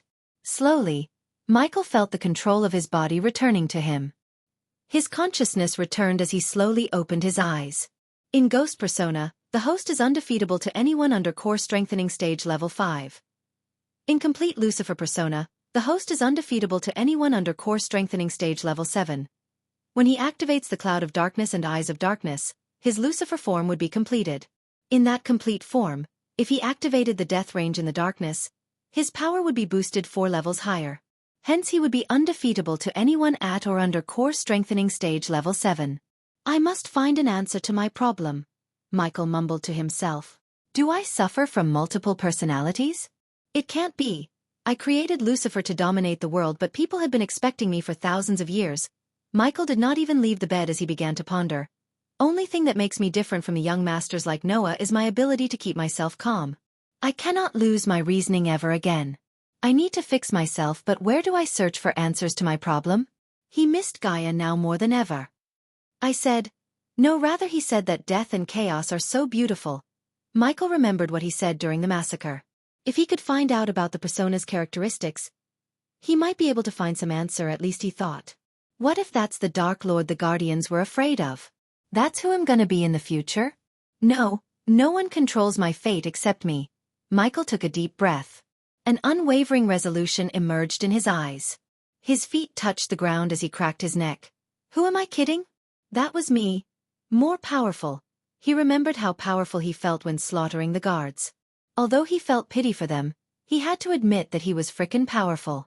Even Yanab, a core-strengthening stage mage, was so powerless against him. If I could control myself in that form. Michael snickered. My lord Michi's train of thoughts was interrupted by Azazel's voice. He heard the demon butler's voice coming from the other side of the walls. Come on in, Azazel. The demon butler floated towards him. What is it? As he asked, Michael took a new set of black long coats and turtlenecks from his space ring. He put them on, adjusting the collars and sleeves before turning his gaze back at Azazel. While you were cultivating here, I received a request to meet you from Lady Maxine from the crypt. Apparently, some pirates have been acting strange. Is that so? I think I have to return to the southern continent. Michael willed the system to equip Lucifer armor as well as change his face using the face mask. My lord, what should I do while you're gone? Azazel asked with utmost respect. Clean up the throne hall. It's time I gather my minions and start the world domination. The tournament arc has finally come to an end with this chapter. From the onwards, we will venture into the new arc. Yes, I heard your concerns about the spirit child and Michael losing his mind. If you're worried about the novel going in a cliché way, it won't. Michael was not perfect, he was far from being perfect. He would have his ups and downs. The next arc will focus on Gaia and Michael's character building as well as some interesting twists. Chapter 381. Inside the Fire Realm, one could see a hot gooey lava river moving in zigzags. If one wasn't careful and greedy, they would mistake the lava river for a river of gold. Through the bubbling lava river, a boat was slowly moving. A girl who had a 3-headed pet on her lap sat on the opposite side of the young man who was rowing the boat. Obviously, it was Gaia, Vidora, and Noah on the boat, as no one else would be crazy enough to choose this route instead of a safer and longer road. Are you absolutely sure there are no fishes in the river? I asked, giving Gaia a puppy look. She instead just rolled her eyes. You just ate the last of my cookies. Rather than minding Gaia and the Hydra's quarrel which was going on for days, Noah focused on the surroundings. There was nothing else except for desolate land as far as he could see. Few boulders here and there, and that's it. The sky was as usual red while the air was filled with ash particles. The red and gray combination gave off an eerie feeling to the fire realm.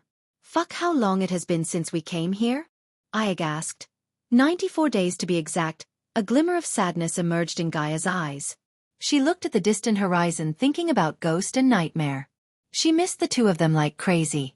Noah could see the sadness in her eyes. In fact, he felt happy for Ghost to find a girl who loves him like Gaia.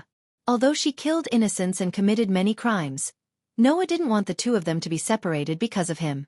He believed in second chances. This was Gaia's second chance. They had been in the river for 5 days. Unlike Gaia believed, there were indeed fishes in the river along with dangerous beasts.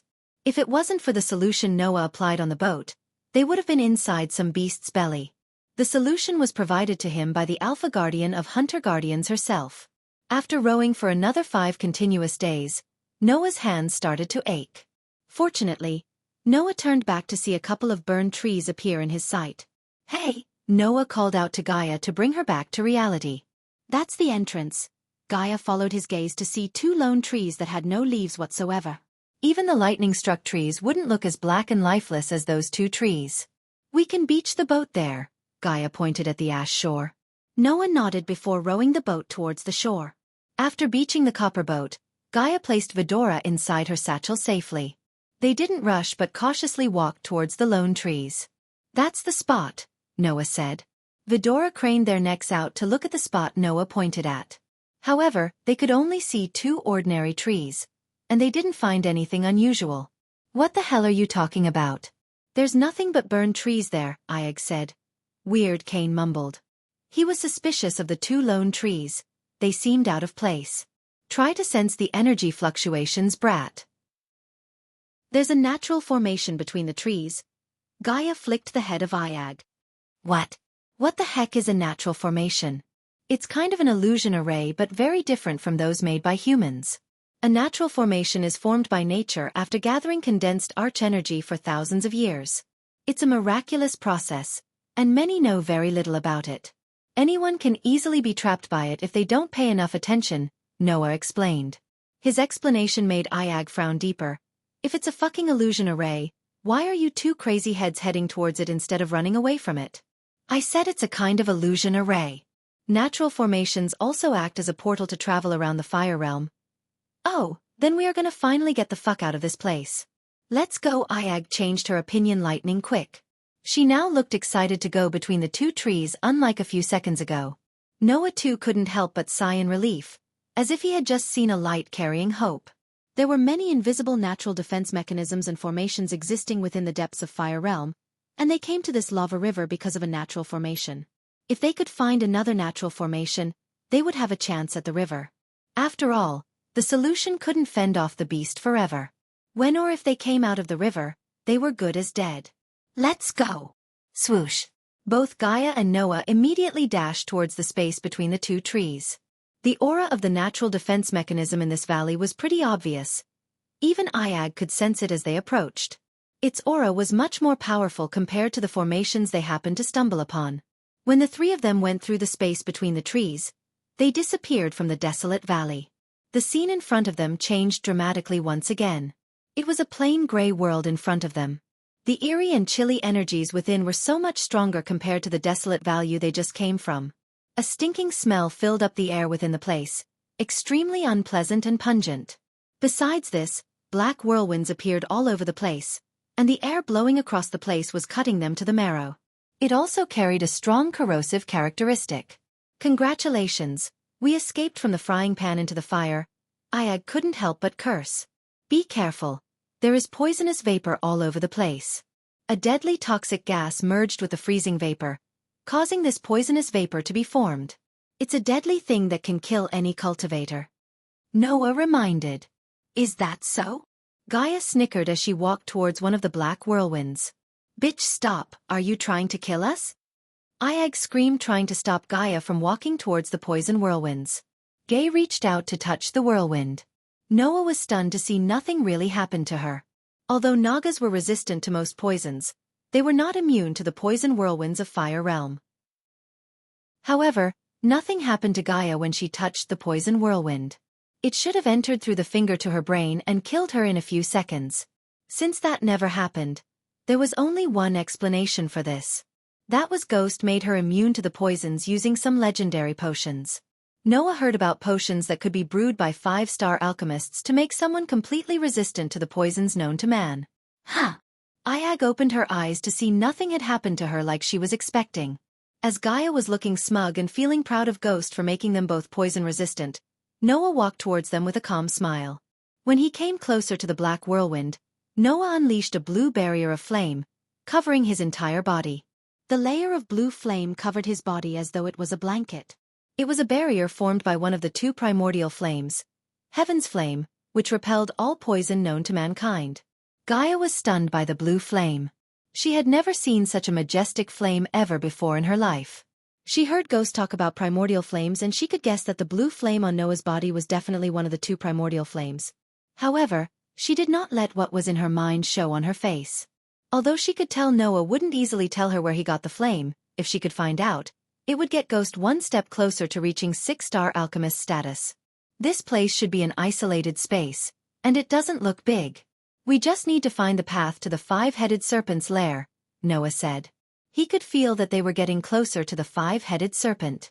This place was fully filled with toxic vapor and could be considered a natural land of death. It would be really bad luck if anyone ordinary accidentally came to this space. He was covered by a fire barrier, while Gaia just walked next to him like it was nothing. The duo began slowly walking forward. Since the toxicity in the air was too strong, there were no beasts or bandits anywhere nearby. The entire space was extremely quiet, and nothing could be heard except for the tornado's swishing sounds. It gave the space an eerie feeling, as if they had actually come to the real hell. Crack! Suddenly, a cracking sound could be heard from underneath Gaia's foot. It sounded really loud when in this quiet environment. Fuck! What was that? Ayag cursed as she was spooked by the sound. They lowered their heads, looking at the ground. Then, they saw an entire skeleton lying where Gaia had just stepped. Her foot caused a hole to appear on the skeleton's chest. This is a skeleton of a soul-strengthening stage warrior. He must have been dead for a long time. Look, all the bone has become porous. You've shattered it. Noah had eagle eyes. Although the skeleton was badly corroded by the poisonous air and had turned completely black, he still found that this was a core-strengthening stage warrior skeleton.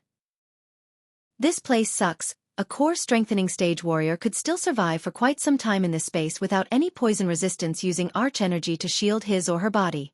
The only explanation for his death would be that he depleted all his arch energy in order to resist the poisonous air.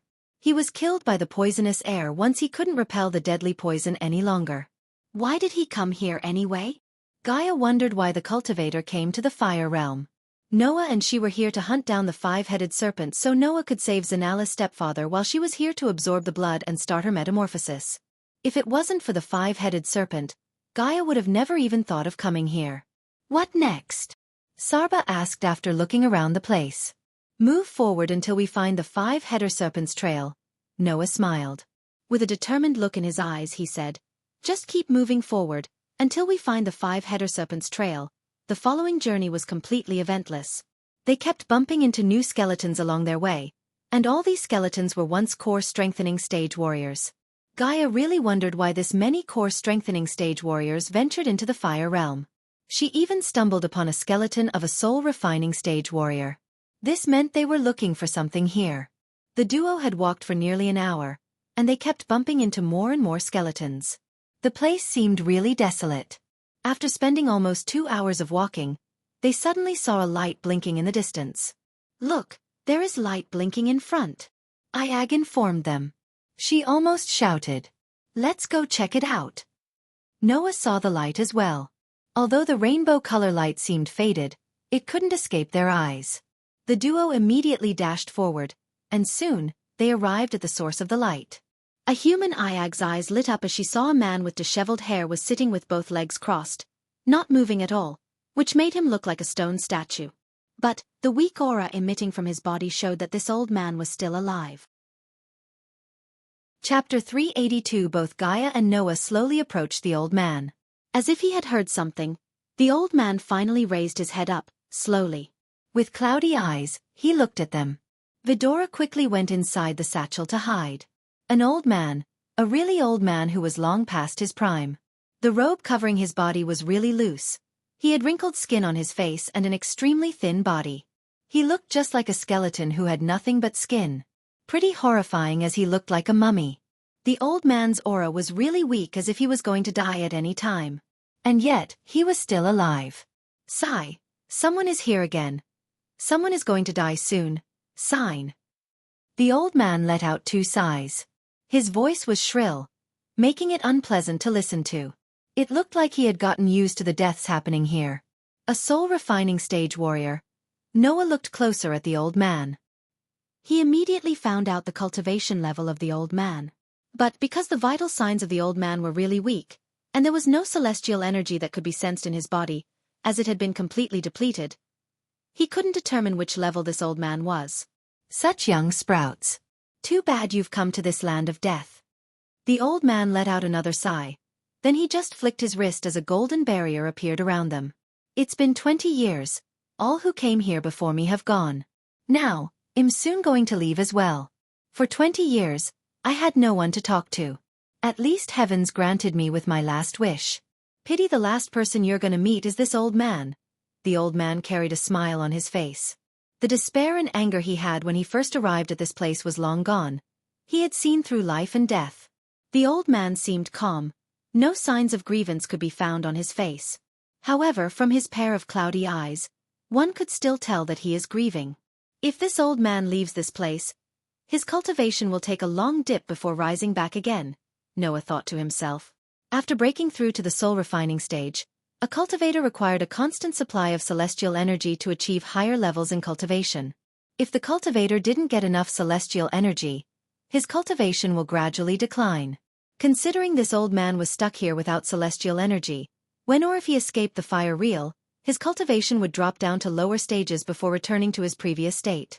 Shit, you stayed here for 20 years. I hope what you were searching for in Fire Realm is worth it. Gaia rolled her eyes. Being able to stay alive in this harsh environment, you must have been at the peak of soul-refining stage, old man. If I am right, you must have come looking for something that could help you deal with your bottleneck and reach fusion stage. After 20 years in this environment, the bottleneck has gone but you got stuck here, Noah said with an indifferent tone. Those skeletons belong to the people who came to see what happened to you. Hearing this, the old man's cloudy eyes suddenly light up. He stared at Noah with a look of disbelief. He couldn't help but start examining the young man in front of him. Being able to discover he had a bottleneck with a single look, and also judging his real cultivation level just from knowing how long he had been here was not someone anyone could do. That's why this old man couldn't help being shocked. Besides, he found out that the men who died here came searching for him. What a keen eye, but too bad. The old man kept shaking his head, his eyes filled with deep regret. He could easily tell that Noah was extraordinary and had innate potential. A genius like this was supposed to become a well-known guy in the world. But now, he had to die in this shit place. What a pity. Gaia was looking around the place to find a way to deal with the golden barrier while the old man was talking to Noah. 20 years ago, I traveled alone to Fire Realm searching for something that could help me reach fusion stage. My damn luck and fate, I accidentally stepped into this place and activated the barrier set up by someone, and it has been 20 years since then. The old man said in a self-mocking manner. He didn't look at Noah, as if he was just talking to himself. But at the same time, it seemed he rather enjoyed the feeling of talking. It seemed like he hadn't talked to anyone for quite a long time. If he could go back in time, he would stop himself from venturing into the Fire Realm. By estimations, my death will arrive tomorrow. But, I don't want to be like all the other people who died here. Having my body corroded by the poison, that's too tragic. Young man, once I die tomorrow, burn my body. This was the last request from an old man who had gone past his prime. The old man looked at Noah, focusing on the flames dancing around his body. Gaia didn't give a shit about the old man's tragedy. She was busy searching for a way out of here. Noah inwardly sighed. The man didn't ask Noah to help him accomplish any weird unfulfilled desire at the last moment of his life, and neither did he have any special orders for Noah. He only requested that Noah burn his body and allow him to have a proper death. Noah, however, just calmly smiled at the old man. Old man, your estimation is really accurate. If I didn't come, you'd be dead by tomorrow. But the Lady Luck smiled on you. I'm here. Noah walked toward the old man, then he waved his hand and unleashed a flame. The dancing flame shot out from Noah's body took the shape of an angel. A humanoid figure with feathery wings. It transformed into a flame barrier and covered the old man within. In an instant, all the surrounding poisonous vapor was pushed away, as if it had just met its natural enemy. Noah had decided to save this old man, not for any specific reason, but because this old man had been persistently staying alive in this place for 20 years. Noah really respected his endurance. Besides, Noah never ignored anyone in need of help. What a majestic flame. It actually carries a divine aura. Even the poisonous vapor from the fire realm doesn't dare try to corrode it. The old man's eyes opened as wide as they could. After a short shocking moment, the old man returned to his calm state. He looked at the fire barrier covering his body, and with a smile on his face, he said, "Young man, put away this flame barrier, it will only consume your energy and focus. You can't hold it for a long time.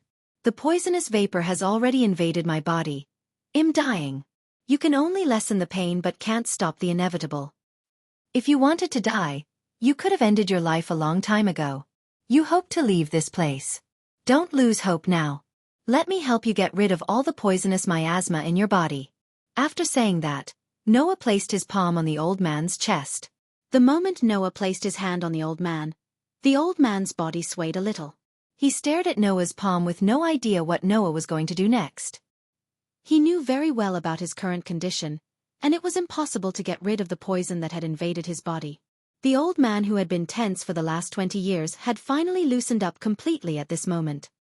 He saw the confidence in Noah's eyes, and it made him feel calm, as well as hopeful yet again. Noah unleashed the poison-absorbing skill he learned from Andreas, his mentor. Heaven's flame seeped through the old man's body. Sending a primordial flame into someone else's body was extremely dangerous. One misstep and the flame would burn the body into ashes. Yet this old man had no fear because, with his current condition, there was nothing that could scare him. After all, he was soon going to die. Besides, if Noah really was up to something bad, he could just kill the old man with a palm strike. There was no need to go through so much hassle. Heaven's flame circulated an entire round within the old man's body. After that, it returned to Noah's body. It only took Noah a few minutes before he had completed the healing process. Finally, he removed his palm from the old man's chest. Puh! The old man violently trembled, and in an instant, he threw up a mouthful of black blood and began violently coughing. The old man coughed for some time before he returned to normal. Then, he immediately raised his head to look at Noah, who was calmly smiling at him. The old man checked his Bodhi's condition, and he instantly found out that all the poison that had been corroding his body for the last 20 years had disappeared. His internal organs that had completely lost their vital signs were actually pumping with an extremely active force now. More importantly, since all the poison was gone, the old man felt extremely relaxed and comfortable, as if someone had just lifted a gigantic mountain that had been weighing down on him for the last 2 decades. I am healed. The old man closed his eyes. He really enjoyed this moment. It was a feeling he hadn't felt for so many years. 20 years, day by day, year by year, he had been suffering from constant pain. For ordinary people, suffering such severe pain for 20 years would definitely make that person crazy. The old man did go crazy before, but in the end, he had seen through life and death. Now, Noah had restored his hope of living. The old man was immersed in the pleasant moment, and Noah didn't disturb him. He had absorbed all the poison in the old man's body into his own body. After some time, the old man finally opened up his eyes. He looked at Noah and said, "Young man, you really absorbed all the poison in my body into yours. That's really dangerous. Yet, the poison hasn't affected you. How is it possible? Who are you really?" "A guardian," Noah replied with a smile.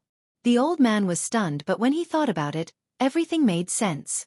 Who in the world other than a guardian would venture into a place like this and help a stranger? Guardian. "Young man, you've saved my life today." For the first time in many years, the old man bent his back to bow towards Noah. "What were you searching for here?" Before the old man could start rumbling about gratitude and a way to pay him back, Noah asked him. "The 5-headed serpent." The moment the old man spoke these words, Gaia immediately turned back.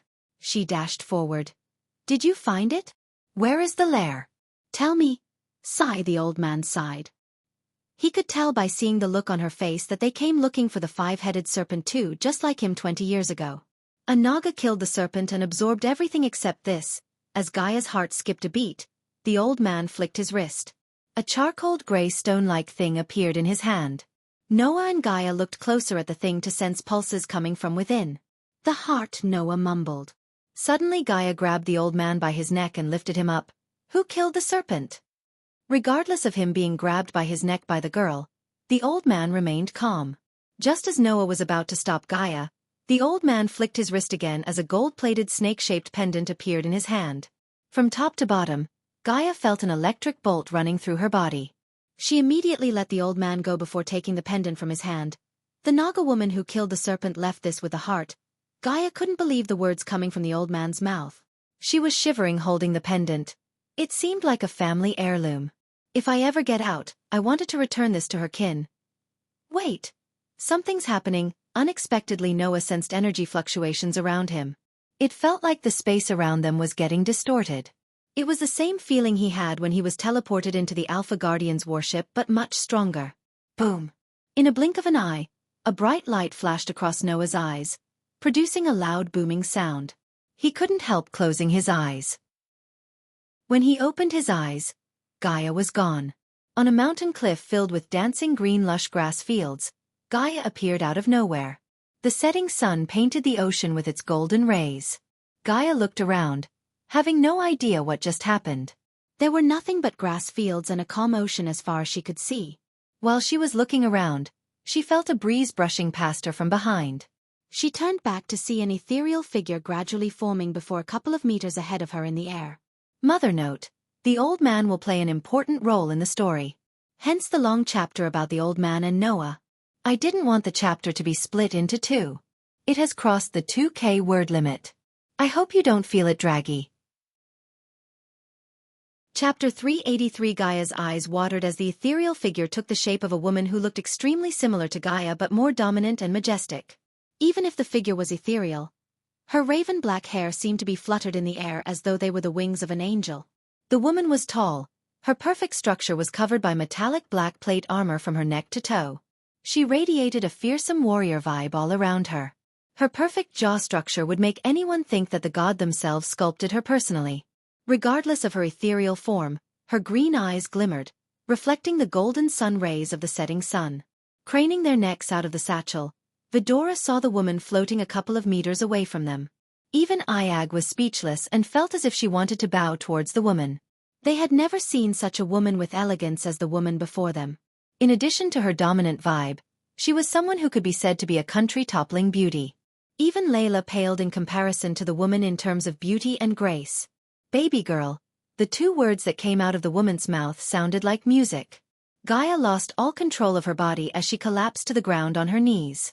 Tears poured out of her eyes. Emo, mother. Gaia's voice broke in overwhelming pain in her heart. The images of her mother in her mind flashed across her eyes.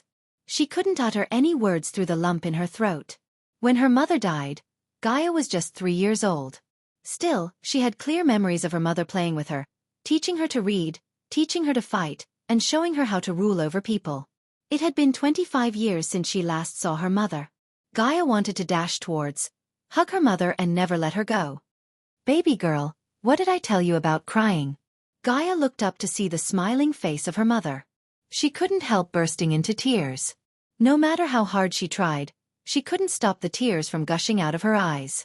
The pain in her heart exploded into tears. You are Gaia's mother? Iag asked while Gaia was sobbing her heart out. Despite the question, Gaia's woman didn't even take a look at Iag. She is just a soul fragment left behind. She can't see us or hear us. It's a recording, Cain explained to Iag. Baby girl, if you are here, that means that idiot from the Fisher family was still alive. Listen to my Gaia, I don't think how much of this message will remain at the time you're hearing.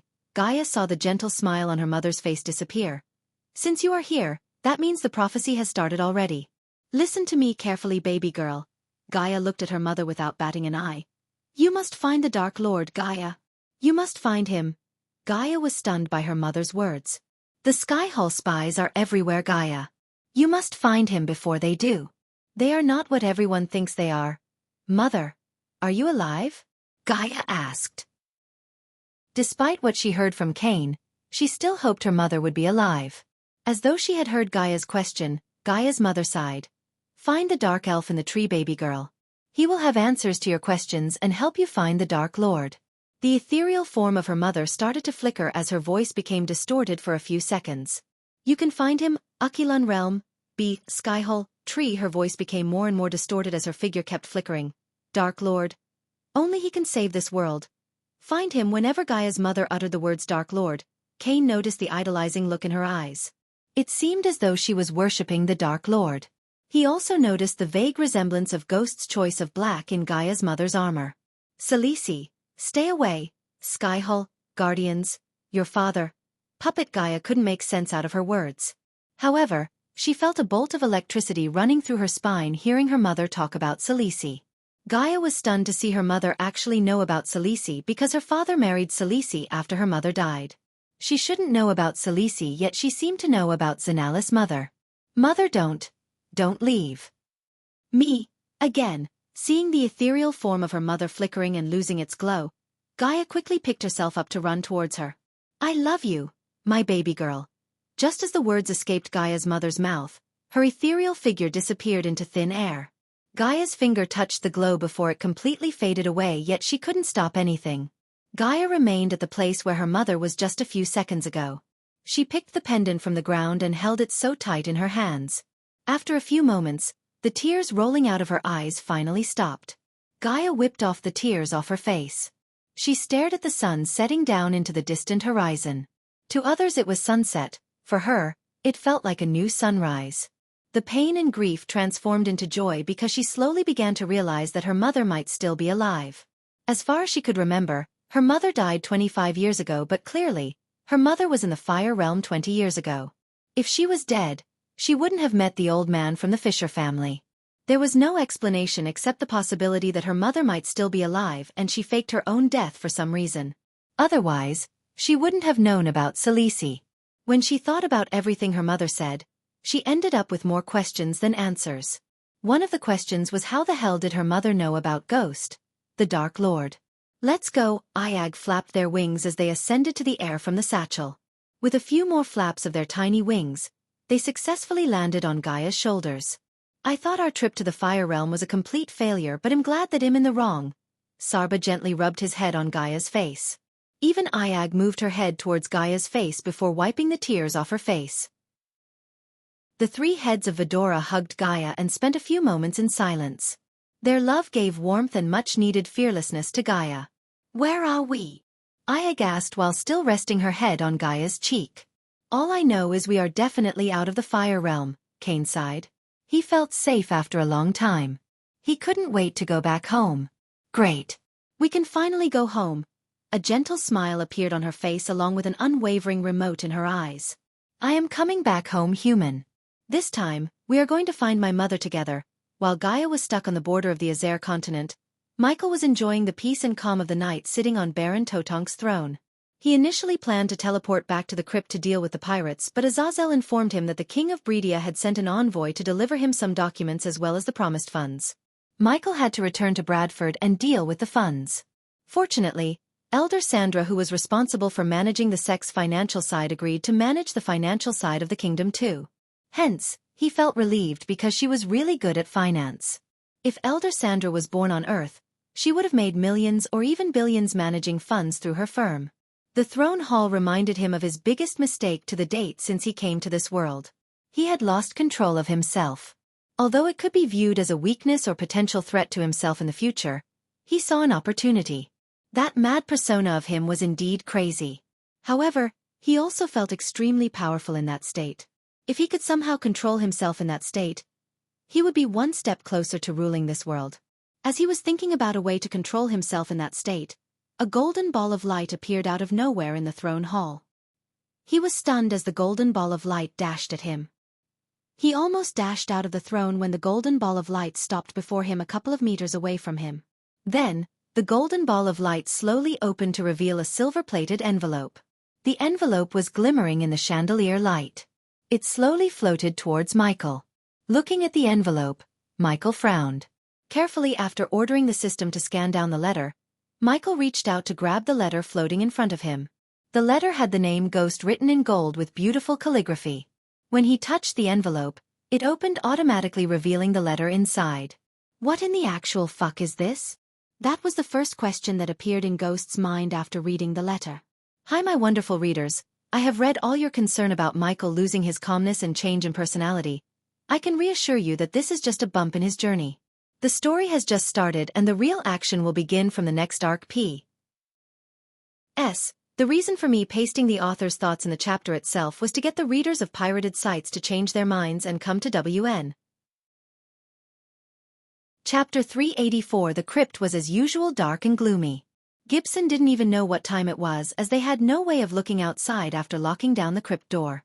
Gibson took a long deep breath looking at the crew sleeping on the floor completely blackout drunk. Booze was the only thing that kept them from going crazy. Gibson turned his gaze to the crypt's dark corner to see Maxine using Shorty as a dumbbell to train her biceps. She held Shorty by his belt and lifted him up and down. The little guy seemed to be in an awkward position as he avoided looking at Gibson. Noticing Gibson walking towards him, Maxine let go of Shorty. Shorty ran away as fast he could from Gibson. Lady Maxine, did you talk to Lord Lucifer? Gibson asked in a worried tone. It had been almost 3 months since they were teleported into the crypt after the Guardians destroyed the Silent Reaper. Never in his life, Gibson thought the Silent Reaper would be reaped by someone else inside the void line. Lord Lucifer will come here in the morning, Maxine said with a grin on her face. She was excited to see Lord Lucifer after so long. She couldn't wait to help him achieve his goals. She was completely devoted to the cause. If Lord Lucifer asked her of her life, she would give it to him in a blink of an eye. Shit. Tomorrow. Lady Maxine, I would have kept them from getting this drunk. He looked at the pirates who were snoring and rolling on the floor. You really think we can stop them from getting drunk? That's the only thing keeping them from killing each other, Maxine chuckled. You are right. Gibson scratched the back of his head as he followed Maxine to the newly placed throne on the north end of the crypt. Like all the thrones of Lucifer, the throne on the crypt also looked similar to the one in the dark forest.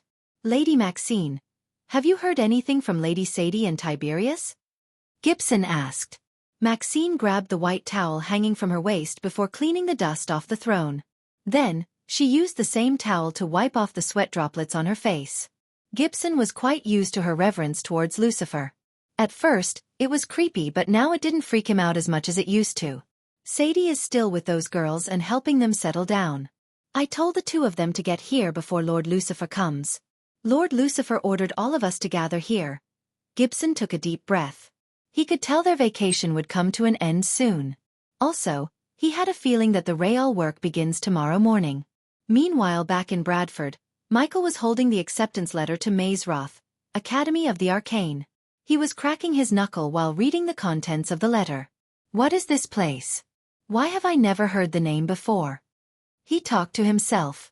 Although he had never heard the name before, by looking at the quality and the gold plating of the letter, he had a feeling that this place was not only powerful but also wealthy. Your Majesty, as he was deep in thought, Ricky entered the throne hall. What is it, Ricky? Michael asked with a gentle smile to calm Ricky.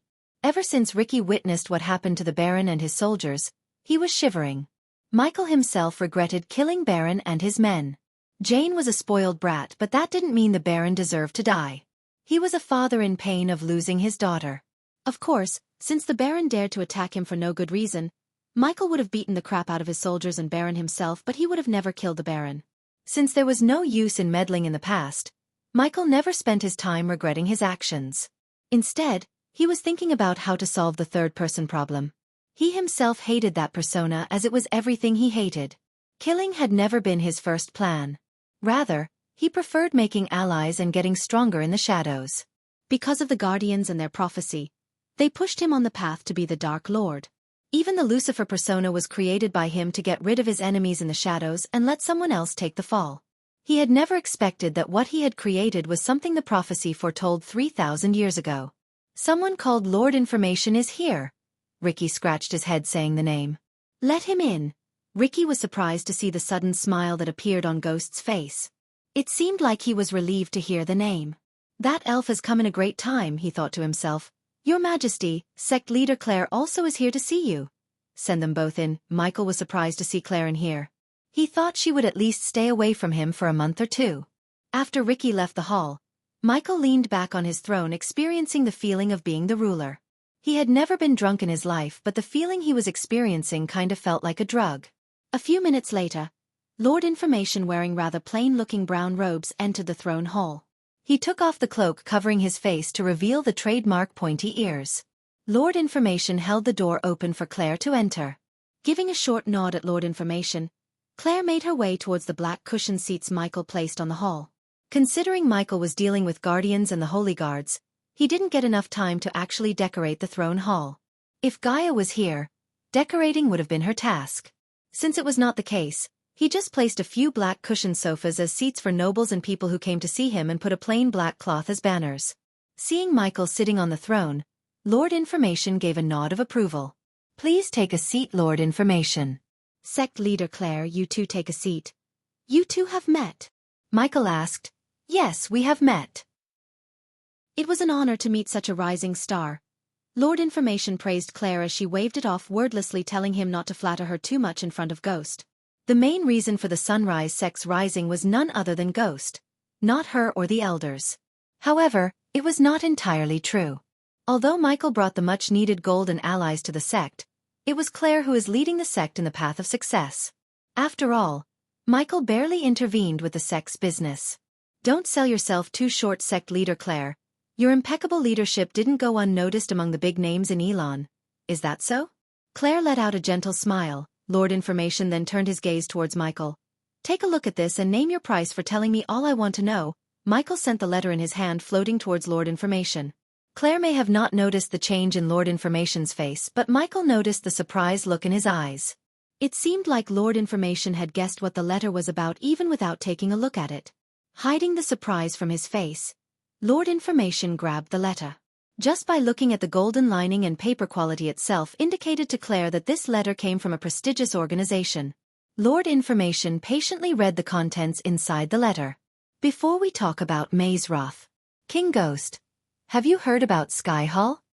The mere mention of the name Sky Hall sent a chill running through Claire's spine. Sky Hall was the most powerful existence in the entire world. Even Guardians or any of the great clans couldn't be compared to Sky Hall in terms of power. Little bit. I heard Guardian Noah's big sister is the Holy Maiden of Sky Hall? Yes, Lord Information nodded. This world is basically governed and ruled by the great clans. They are the most dominant existence in the world. The Sky Hall can destroy not one but all the great clans in a few days if they wanted. That's how powerful they are, to be honest. Michael was stunned. He was thinking the great clans were the most powerful existences in the world and Sky Hall was just another existence like Guardians but never considered as a great clan. However, it seemed like he was wrong. Why haven't I seen any of the Sky Hall members or their bases? Michael asked as Lord Information just smiled, shaking his head. It's because Sky Hall has no bases in any of the continents. Rather, they have their own realms. This Aquilon realm is one of theirs. Michael couldn't help raising his brows. If they could create realms of their own, there was no doubt in his mind that they are the final boss of this world, not the great clans. Mazeroth is a subsidiary of Sky Hall, which makes Mazeroth is the most powerful academy in the world, not Vogarth in the western continent. Lord Information paused for a moment before continuing. This letter is the only way to get into Mazeroth. They only choose the best of the best and they have chosen you. As far as I know, no one has ever rejected this as this is a once-in-a-lifetime opportunity. Are you going to be an exception, King Ghost? Michael was thinking about rejecting their offer as he had no time or need to go to school. He wasn't a school kid after all. However, after hearing about the Sky Hall, Michael changed his mind. The best way to defeat the Guardians and the great clans was to ally himself with someone more powerful. Until now, he never found such an existence that could go on head-to-head with the great clans. Lord Information, Sect Leader Claire, am going back to school. Chapter 385 Lord Information, since it's another realm, what about the time differences? Michael asked Lord Information. Claire seemed worried, realizing Ghost is going to leave them probably for a long time. Your studies will last for 18 months in the Aquilon realm. The time flows 3 times faster there.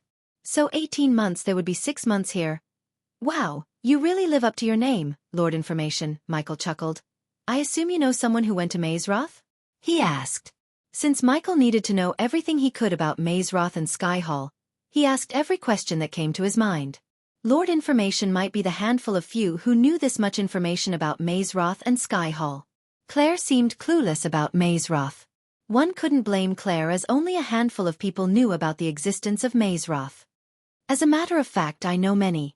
I will tell you 2 names whom you already know. Pill King Gabriel and the wielder of Angel Vina, Lady Layla Alden. Both of them studied in Mazeroth. So you can't stay there after studies? Michael asked. As far as I know, you can. Some of them choose to stay in Aquilon while some return here. Why stay there and be just another guy or girl when you can be a king or queen here? Michael could understand. In the Akilan realm, both Layla and Gabriel would have been another prodigy, but in Elon, they were godlike figures. Every king and noble respects them and treats them with the utmost respect. Unlike Layla, who chose to live on a secluded island filled with poor fishermen, Gabriel was living his life to the fullest. Now before we get into the payment and stuff, I'm here to call in the favor you owe my client. Of course you are. What do you need? Michael didn't mind Claire being here because he was planning to tell her that it was Alex who put the bounty on his head. Enemy of him was an enemy of the sect. Claire had to know the lengths their enemies would go to end their existence. As a leader, she needed to be more tough and ruthless. Lord Information smiled, seeing that Michael did not go back on his word. He would hate to lose a customer such as him. With a smile on his face, Lord Information continued. In an hour, King Bredia's men would arrive here to escort you to their treasury as King Bredia promised. My client has something in that treasury that need to be retrieved. That's it. Michael was surprised. At the same time, he had a feeling that whatever the item is, it must be really important. He was curious to see what it was. This is what you have to get from the treasury. Lord Information flicked his wrist as a rolled parchment appeared in his hand. He then sent the parchment flying towards Michael. After getting the parchment, Michael opened up the parchment to see a rather plain-looking black ball inside a glass cube drawn on the parchment. You are gonna tell me what it is? Sorry, King Ghost, it's a need to know. Okay then. Where do I deliver the item to? Lord Information flicked his wrist yet again as a golden ring appeared in his hand. Put the item inside this space ring and it will be delivered to the client directly. As the ring flew closer to him, Michael saw golden runes glimmer on the surface of the ring. The ring resembled the ring in Lord of the Rings. A smile formed on his face thinking about the life he had on Earth. He thought that life was pressure and he would have a breeze in this world. But even with the system, his life here was several times harder than his previous one. After Lord Information left the manor taking his 50,000 gold coins for the information he provided, Claire was left alone with Michael. Ghost, come here, Claire called out for him in her gentle voice. She looked worried to the point he could see the tears forming up in her eyes. Looking into her eyes, he could vaguely guess what she was going to talk about and why she was worried. Still, Michael took a long breath and made his way towards her. Sit, Claire tapped the sofa next to her. The moment Michael landed his butt on the sofa, she grabbed his hand with both her hands. She squeezed his hand. What happened to you that day, Ghost? Something is happening to you. And I can see the worry in your eyes. You can hide it from others, but not from me, Michael sighed inside hearing her words. There was nothing but pure care and concern in her eyes. I don't know about you, but you are like a little brother to me. You are family to me. Tell me, how can I help you? I will go to hell and heaven for you. You have no idea what I am, Claire, Michael thought inside. Helping one person might not change the whole world, but it could change the world for one person. What you did at that time changed my entire life. I will never forget your help. Tears began to roll out of her eyes as she continued. Whatever is happening to you, there must be a way to fix it. Let me help you for once. Grandpa would know what is happening to you, with a gentle smile. Michael cupped Claire's soft face. He wiped off the tears. Claire, I will be fine. That's my promise to you. Are you afraid I would rat you out? That's why you are not telling me what's happening to you. Claire was not stupid. She saw the sudden darkness that chased away the light when he began to kill the Baron's men. Although she fainted, she heard their screams. No matter what you are and what you do, I will stand beside you, Ghost. If you have no one to stand beside you and support you, that means Claire is dead, Michael sighed. She was not the kind of person who could stand beside Lucifer. Looking at her eyes, he could tell she would still be with him even if he told her that he is Lucifer. However, he didn't want her or the sect to be in the Corsair of the Guardians. If one day the Guardians found out that Ghost is Lucifer, he wanted to protect the sect and Claire from the wrath of Guardians. Her words warmed his heart. Claire leaned closer as her forehead touched his. Claire, nothing will happen to me. We will live our immortal lives as a family since you are my big sister now. Michael chuckled to make her smile.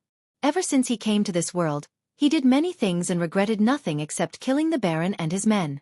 That was his only regret, and that was because of the third persona inside him. Seeing the tears in her eyes, he promised himself that he would fix himself before he puts everyone he cares about in danger. Even if there came a day when the Guardians found out that Ghost is Lucifer, he would not let them touch the sect. His trip to the Aquilon realm would make sure of that. Don't worry too much. It'll be fine, Michael gently head-butted her. Meanwhile, in a spacious room where there was nothing but hundreds of books lying around, a white orb was glowing on a large oak table. The candles lit on the candlestick illuminated the orb to reveal two figures sitting closer to each other. A little dragon the size of a peacock with pure pearl scales staring at the orb without batting an eye. Under the little dragon, an old man in his 60s with a long white beard was leisurely sitting on the chair before the oak table. The windows behind him revealed the massive mountains floating in the sky. His eyes behind the half-moon spectacles showed a tinge of joy and sorrow at the same time. "Dean, you have grown up and you look just like your mother," the old man smiled. The figures in the orb were none other than Michael and Claire. The old man was watching them through the orb. "After everything we did, he still came to this world. It seems you are wrong, Andreas. We cannot avoid the inevitable." His voice sounded extremely calm despite his knowledge about the future of this world. "His powers are starting to show up, aren't they?" The dragon moved his lips as a melodious voice of a girl came out of its mouth. "Unfortunately, yes. What we did 21 years ago has made him stronger. I doubt the Guardians will be able to stop him after a few years. Master, if he is going to become a threat to the entire world, why can't you stop him before it's too late?" the dragon asked. The old man could only sigh. "When Andreas asked me to perform the forbidden spell, I told him, we might be pushing the child towards the path to becoming the Dark Lord. If the Sky Hall listened to me, Dean might have become a normal child under the care and love of his family. If the gods wanted Dean to become the Dark Lord and fight with his own brother, no one can stop the battle from happening. Any interference in his life would make the situation worse for everyone." The old man took a deep breath and turned back to see the majestic view of floating mountains outside. "Is he coming here, Master?" He kept staring at the floating mountains with his hands behind his back. Then after a few moments of being silent, he opened his mouth. "Yes. The moment he reaches Aquilon, he will step on the path to become the Dark Lord." Chapter 386, My Lord. After his meeting with Lord Information, Michael came back to his hideout in Dark Forest. The moment he appeared in the dark corridors, Azazel welcomed him with a bow. "Where is Arya?" Michael asked. "In her room with her brothers, my lord," Azazel answered as Michael began to walk towards Arya's room. It was time he healed her brothers and received her undying loyalty. Before he travels to the Aquilon realm, he had to tie all the loose ends. One of those loose ends was Arya's brothers. The system required 150,000 badass points to heal them completely. He could now afford the points. He already had a plan for the two brothers. The closer he got to Arya's room, the more he heard a sobbing sound coming from inside the room. Obviously, Arya was as usual crying looking at her brothers. Azazel got used to her behavior. Usually, she would go outside to gather information on nobles, kings and place the spy cams in places such as Adventurer Guild, noble houses, and army barracks to spread the eyes of Lucifer. When she returns to the hideout, she would go to her room, lock the doors and start crying. That was her schedule. No matter how many times Azazel told her not to cry and trust Lord Lucifer, she didn't seem to stop sobbing. "She always cries like this?" Standing in front of the dark door, Michael asked Azazel. Her sobbing sound vanished as she probably heard the footsteps of Lucifer. "Yes, my lord." Michael nodded at Azazel while the demon butler just flicked his wrist as the door creaked open to reveal Arya standing beside her brothers. Blue tubes were running in and out of her brothers' bodies through mouth and chest. The scars had mostly disappeared from their bodies, yet they were in no shape. It was a miracle they survived. According to the system scan and his understanding, they inserted some kind of potion or substance into their bodies which kept them alive even after they lost organs such as the pancreas and livers. "My lord." When Michael entered the room, Arya quickly wiped the tears off her face and bowed. In her eyes, Michael could see a ray of hope glowing. The hope of saving her brothers. With a nod, Michael moved towards the large bed where the limbless brothers were sleeping peacefully. He placed his hand on their foreheads. "System, it's time for us to heal them." System scanning initiated. Getting vital signs. Initiating healing plans. The system's voice sounded in his head. 150,000 badass points required. The system requires some other items to complete the healing process. The items would cost the host additional 5,000 points. The healing process would last long for a week. The system's voice continued to ring inside his head. Does the host wish to start the healing process now? The system asked. Instead of saying yes in his mind, he turned his gaze towards Arya. She was staring at him as her body shivered, expecting him to give her some good news about her brothers. Do you remember the price to heal your brothers? Michael asked. She couldn't see his reaction through the skull mask on his face. Taking a long breath, she looked directly into his glowing red eyes. I do, Lord Lucifer. If you can heal them and give me back my brothers to me, I will gladly give my life to you. I just want to see my brothers again. Your undying loyalty will ensure nothing happens to you or your brothers in the future. I'm giving them life. Michael looked at the two brothers for a second before turning his gaze back at Arya. And I can also take their lives. If you betray me in any way, his cold voice sent a chill running through Arya's spine. Her heart skipped a beat as she nodded in fear. System, start the healing process, he waved his hand after ordering the system. Right at the corner of the room, two 10-feet glass containers filled with sparkling blue water appeared. With another wave, he sent the bodies of the two brothers floating towards the containers. Arya watched her brothers getting submerged into the blue liquid with her body shivering. In a week, they will be completely healed. Remember, their souls have been damaged. I can heal their bodies, but only they can heal their souls. Unless they quench the thirst of revenge, their souls won't heal. Michael added the last part so they won't try any shit like forgive and forget. The last thing he wanted was his subordinates to turn peace pigeons. What does it mean, my lord? Arya stuttered. It means they have to seek revenge on whoever was responsible for their state. Souls are magical, complicated things. Make sure you kindle the flame of revenge in their hearts. I will, my lord. I am not planning to let go of those who did this to my brothers. Michael grinned inside to see the murderous look on Arya's face. He was glad to see the fire of revenge blazing hot in her heart. Put this on and meet me at the throne hall. Michael flicked his wrist as a neatly pressed black cloth appeared in his hand. He threw the clothes to Arya, gave her an order and left the room.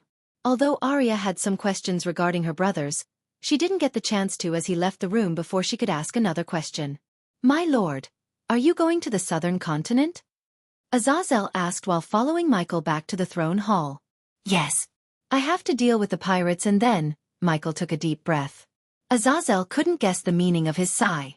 Perhaps he was tired or perhaps he was excited or both. I am going to Mazeroth, an academy in Ukilan realm. My lord, you are going alone? They want me to bring a familiar. So I'm bringing Nightmare with me.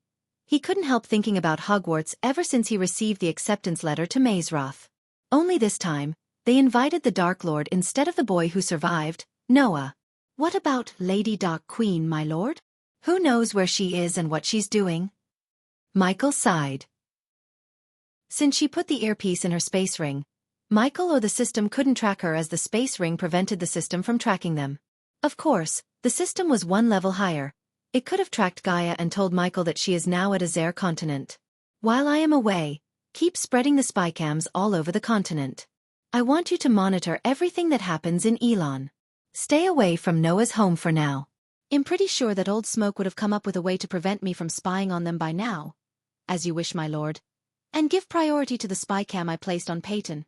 If she gets anywhere near Noah or his family, destroy the spycam, Michael ordered Azazel. Paying 10,000 points to the system enabled Michael to give control over the spycams to Azazel. He could now monitor, destroy and use the spycam to its fullest potential alone without needing Michael. Monitoring the hundreds of spycam from the hideout was Azazel's main task. Information was wealth and power. Michael had begun to hoard information like crazy. If it wasn't for the bad vibe he got from Lord Information, Michael would have placed a spycam in his office or on him when he came to Baron's Manor. Michael had a feeling that the elf had some kind of countermeasure to prevent others from spying on him. After all, the elf was making millions by selling secret information. He wouldn't be careless or stay without a countermeasure against spies. As they reached the throne hall, Michael saw several undeads cleaning up the hall as though they were professional maids. Michael even slightly chuckled behind his masks, imagining the zombies in maid outfits. He made his way towards the throne and then, leisurely sat on the throne.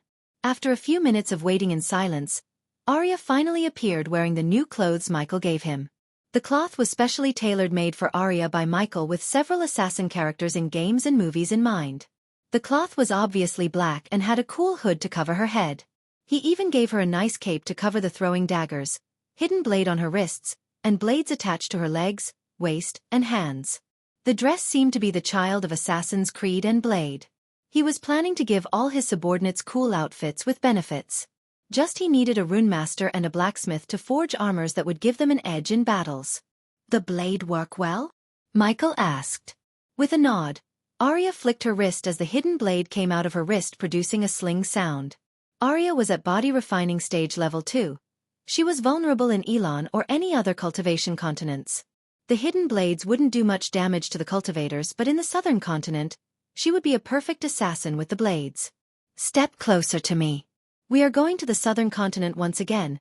As Arya stepped close to him, Michael willed the system to activate the runic teleporter. A bright light flashed across the hall.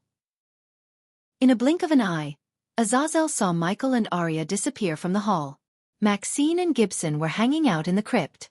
Currently, there were no rooms in the crypt but just a large spacious hall that could hold 100 people easily. Currently, the hall was filled with snoring and weird sounds made by the drunk pirates. Their snorting sounds even overcome the grumble noises made by hundreds of undeads outside the crypt. Suddenly a white light flashed across the hall as Maxine and Gibson couldn't help but close their eyes with their hands.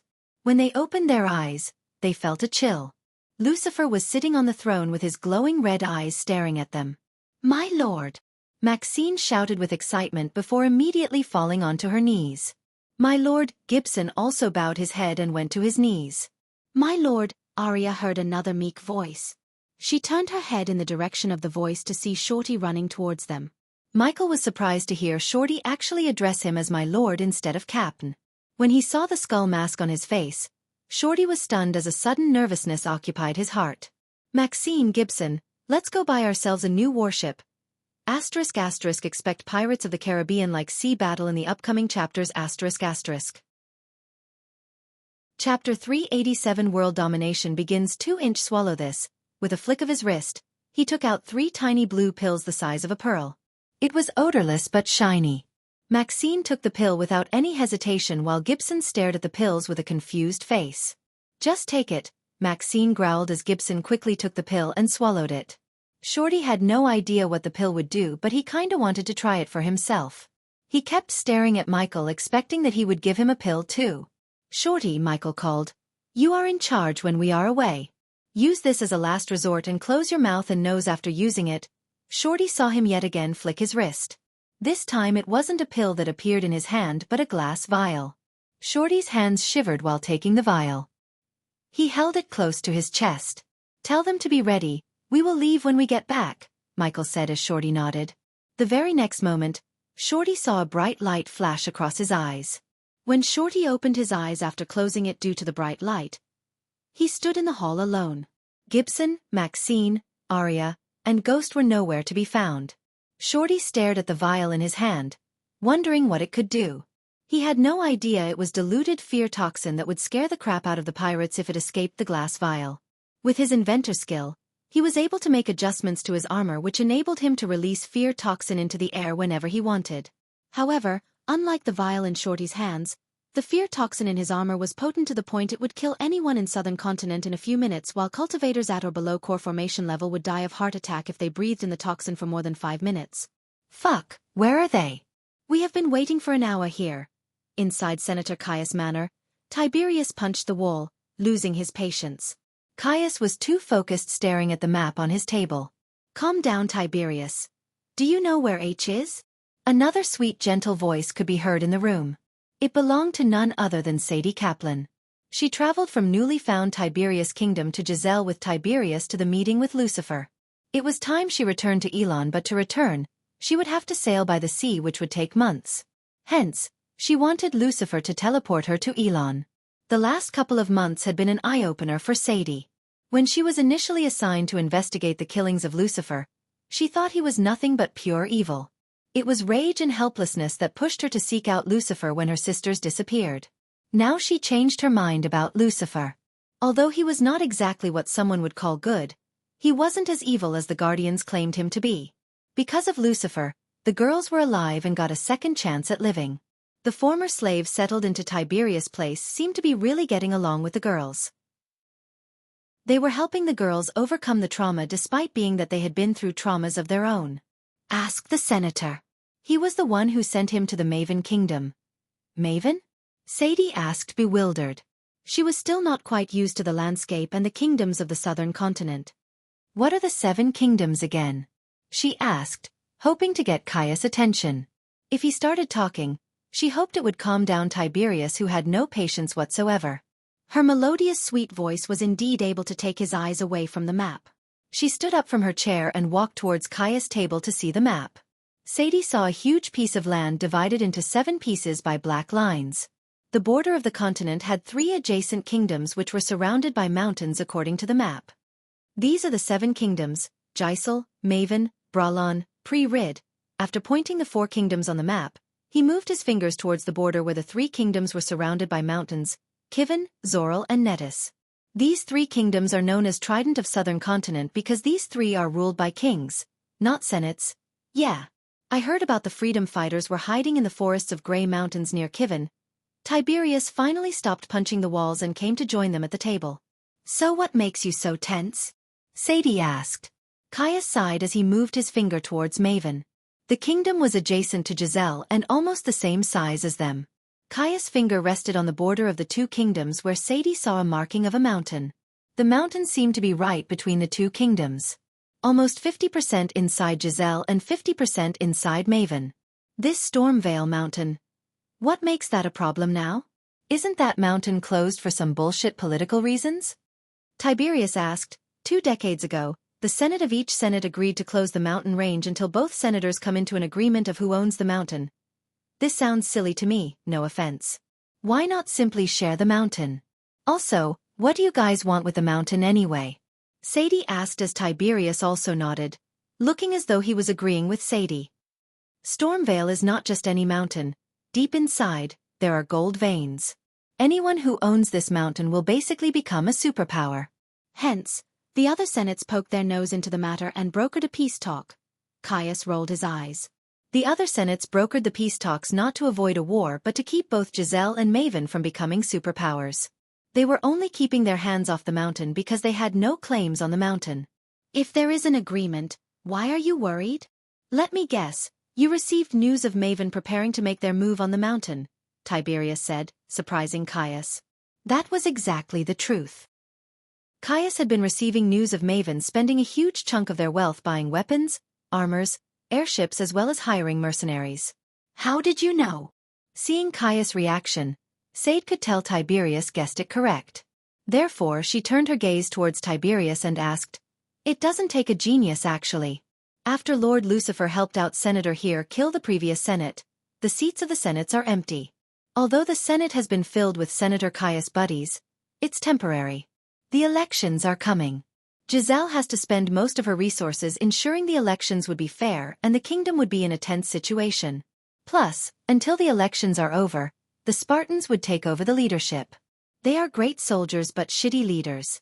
The kingdom will be vulnerable without the Senate to lead," Tiberius snickered as he continued.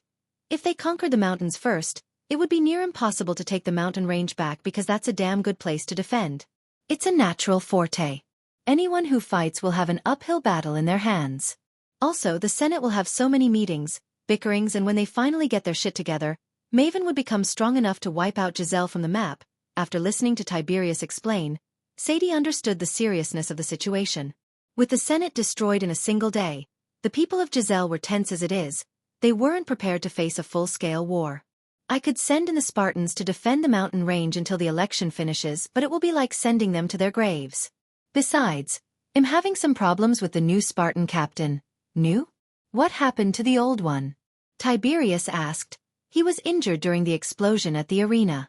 A month ago he died and a new one took his place," Caius sighed. "Took his place? Shouldn't it be you who chooses the new captain?" "Unfortunately, Spartans have their own rules about choosing a new captain. The Senate or the senators can't poke our noses into their matter. I can't fight Maven and the Spartans at the same time. This is giving me a headache on top of the upcoming elections. I hope Lord Lucifer don't get disappointed with you, Senator," Tiberius snickered. He hated all the senators including Caius. All the Senate and the senators sent their forces to shut down the rebellion. Even now, except Giselle, The other 3 Senate-ruled kingdoms were enforcing harsh rules to put out the rebellion and hanging slaves mercilessly. Although Caius helped the rebels take refuge in Tiberius' kingdom and gave protection, Tiberius knew he was doing that because of Lucifer's orders, not out of the goodness in his heart. Tiberius was only thankful to Lucifer, not to anyone else. Don't listen to him, Senator. Tell everything to Lord Lucifer. He might just go there and destroy their asses overnight. Sadie slightly chuckled. Tiberius was surprised as this was the first time he saw this girl chuckle since he met her. She always had a gloomy face. He knew the reason for her sadness. After hearing their story, he came to realize that cultivators aren't better than the nobles in the southern continent. They both seemed evil to the core. Compared to them, Lucifer seemed to be the good guy in Tiberius' eyes. Swoosh. Suddenly, a bright light flashed across the room as the 3 of them quickly shut their eyes close. A few seconds after they opened their eyes to see Lucifer sitting on a throne made of skull and bones behind Senator Caius. Sadie saw Maxine and Gibson standing on each side of the throne. Lord Lucifer, Lord Lucifer, Lord Lucifer. Caius was the first to kneel down, followed by Sadie. Tiberius took a few seconds before finally getting onto his one knee. You seem tense, Caius. Tell me everything. Michael didn't beat around the bushes but directly asked after seeing the dread in Caius' eyes. Lord Lucifer. For a few minutes, Michael just listened to Caius explain the problems Giselle was having since he last saw him. Michael was too focused on the tournament and the Guardians and kinda neglected Giselle. It was not because Giselle wasn't important, but any problem in the southern continent could be fixed by brute force as Michael was a godlike existence here, especially now after upgrading himself. Maxine, let's buy the warship and take a trip to Maven. As you wish, my lord. We should destroy the Senate as we did here. Maxine grinned evilly as Caius felt a chill running through his spine. Chapter 388. My lord, can I suggest something to you? Maxine asked when Michael was about to leave the room. Michael turned his head to look at her. Go ahead. Instead of buying a warship from Giselle, we should buy one from the pirates' yard. They have more choices. Michael thought about it for a few seconds before turning the other side to look at Gibson. What do you think, Gibson? Lady Maxine is right, Lord Lucifer. Pirates build best warships in the entire southern continent. What Gibson said didn't surprise Michael much. There was an unwritten rule about a kingdom having naval power in the southern continent. If one kingdom began to build its naval power, the 3 pirate captains would wage war against the kingdom and destroy the kingdom before it could become a threat to them. This was how the pirates have been ruling the oceans of the southern continent for hundreds of years. The combined power of the pirate lords was not something to be taken lightly. Some senates wanted to increase their air force by building flying warships, but the pirate lords made an example of them by destroying the kingdom overnight by pillaging and destroying the kingdom. Each kingdom was allowed to have only a small number of warships and airships. The pirates didn't care about soldiers and ground forces, as no matter how many soldiers a kingdom had, without enough warships, they wouldn't be able to touch the pirates in the sea. Since you were a pirate captain served under Corey, I assume you have some contacts in Pirates' Yard, Maxine nodded. Speaking of Corey, who are the other 2 pirate lords? Gibby's Black Main Jet. Hobson Rum Lover Vance. Michael took a mental note in his head. Previously he heard about the pirate lord Maxine was serving under Pirate Lord Corey Witchdrachen. Most of the pirates tend to have a nickname between their first and last names. The name varied from something that expressed great feats to great shame. Either way, almost 90% of the pirates had a nickname. Where are they now? Michael asked. Instead of approaching them with hostility, he first wanted to try to make them his allies. Killing them would be as easy as crushing an ant to him, but getting the loyalty of their underlings and dealing with the revolution afterward would become a headache to him. Corey is on her own island, north of Pirates Cove. It's called the Witch Island. Michael listened to her with his head resting on his fist. Caius, you have an airship? Of course he has, Tiberius answered before Caius could open his mouth. Good, then we use that and talk about solving your problem in the ship. Michael closed his eyes behind the mask, willing the system to unequip all the Lucifer armor and equip a brown long coat, white loose shirt, black pants, and black boots. The system also equipped the facial mask and changed his real face to make him look like someone else completely. Except for the color of his hair, everything changed, including the length of his hair. His hair instantly became shoulder length as most of the men in the southern continent. Sadie was stunned to see his face without the skull mask. Of course, she knew this wasn't his real face, yet she was stunned to see the face without the mask. He looked rather normal, not like someone who would catch the eyes of a girl instantly such as Ghost or Noah. Lead the way. As he stood up from the throne made of skulls and bones, the throne vanished into thin air. Caius quickly nodded, stood up, and then began to lead everyone towards his personal airship. How is your kingdom shaping up? While following Caius out of his room towards the airship, Michael asked Tiberius. Instead of addressing it as a village or a town, Michael addressed it as a kingdom. In the future, Tiberius' kingdom would become a huge part of his army to conquer and defend the entire southern continent from the Guardians if they chose to attack. We are still at war with the senates of the other 3 kingdoms, Lord Lucifer. They are still hunting everyone who dares to rebel. The gladiator schools are spending so much fucking gold to prevent anyone from rebelling against their dominus. Caius, after listening to Tiberius without showing any expression on his face, Michael called out Caius as the senator turned back to look at him. Let's walk and talk, Michael said, preventing Caius from halting his steps. Then they began to talk while walking. How long will it take to visit each of the other 3 Senate-ruled kingdoms? Caius could sense the air become chilly. He even slightly shuddered after hearing the question. 5 days if we used full speed. I can spare 5 days to fix Tiberius' problem, Michael shrugged. No one dared to ask how. Even Tiberius remained silent, but he could kinda guess what was about to happen to the senators. To be honest, Tiberius couldn't care less about the corrupted politicians who supported the Spartans and Dominus killing hundreds of slaves all over the continent. After taking the mantle of leading the freedom fight, he cared about every single slave. He made his life purpose to erase the slavery from southern continent. Sometimes even Tiberius would wonder what made him like this. Perhaps the death of Doctorus, or perhaps his muscles' sickness, or just anger towards the nobles who enslaved them. What about you, Sadie? The girls, how are they holding up? Sadie sighed. Better than they were 2 months ago.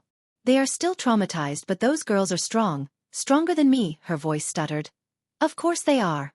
You were wasting your life in delusion. Welcome to the real world. Gibson was stunned. He was kinda hoping Lucifer would say some calming words to her. Instead, he uttered the words that made Sadie's eyes water up. People like Guardians will only care about you as much as they can use you. Their care and considerations end where the benefits stop. Turn the tables, use them before they use you, and throw you away like trash. Although the Silver Moon was on the right track, they still weren't using the Silver Moon girls to their full potential. Silver Moon was basically a huge spy agency with extreme potential to collect information about anyone or anything. They lacked the leadership, gadgets, and tactics to extract information to their full potential. If Michael could place Sadie as the next sect leader of Silver Moon, he would then show her the ropes and receive hundreds of spies. How? Sadie asked. Her voice stuttered. Become the next sect leader, Michael said as though it was a simple matter. He knew Silver Moon is not a sect like Sunrise Sect to change the sect leader just like that. However, with Sadie's loyalty towards him, he could infiltrate the sect and get the sect under his thumb little by little. Eventually, they climbed the stairs to the top floor.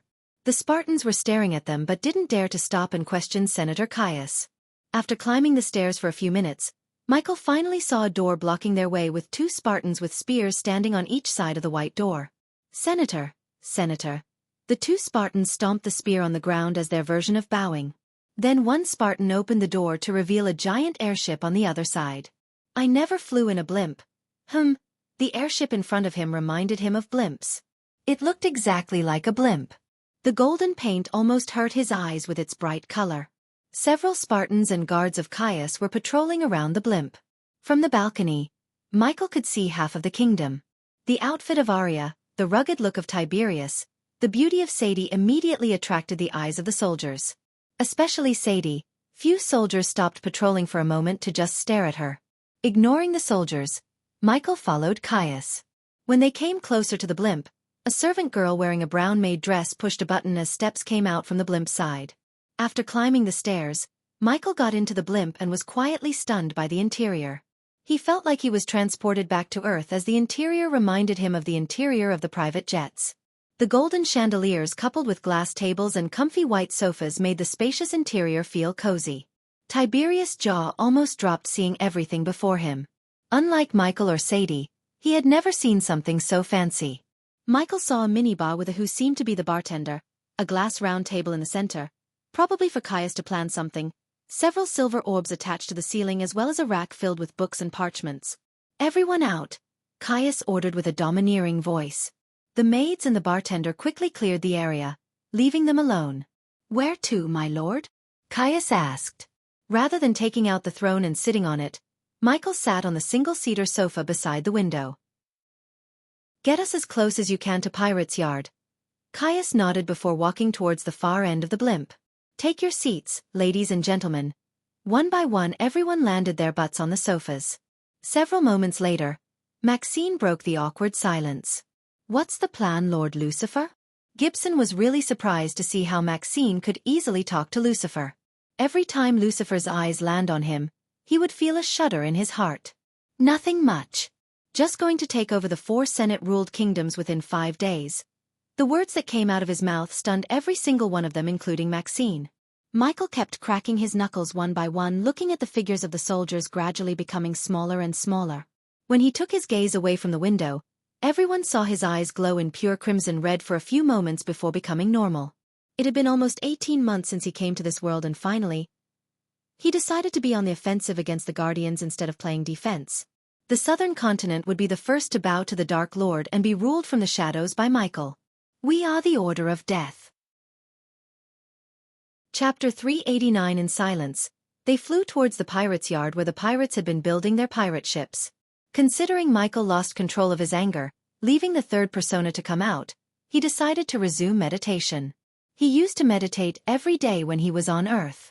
Now he has started to meditate in this world too. Caius or anyone would guess whether he was sleeping or just enjoying the peace and calm with his eyes closed. Nonetheless, they didn't dare to utter a word to disturb his peace. Through the window, Tiberius saw nothing but an endless ocean. There were several ships, including merchant ships, small fishermen boats, as well as a man of war in the distance.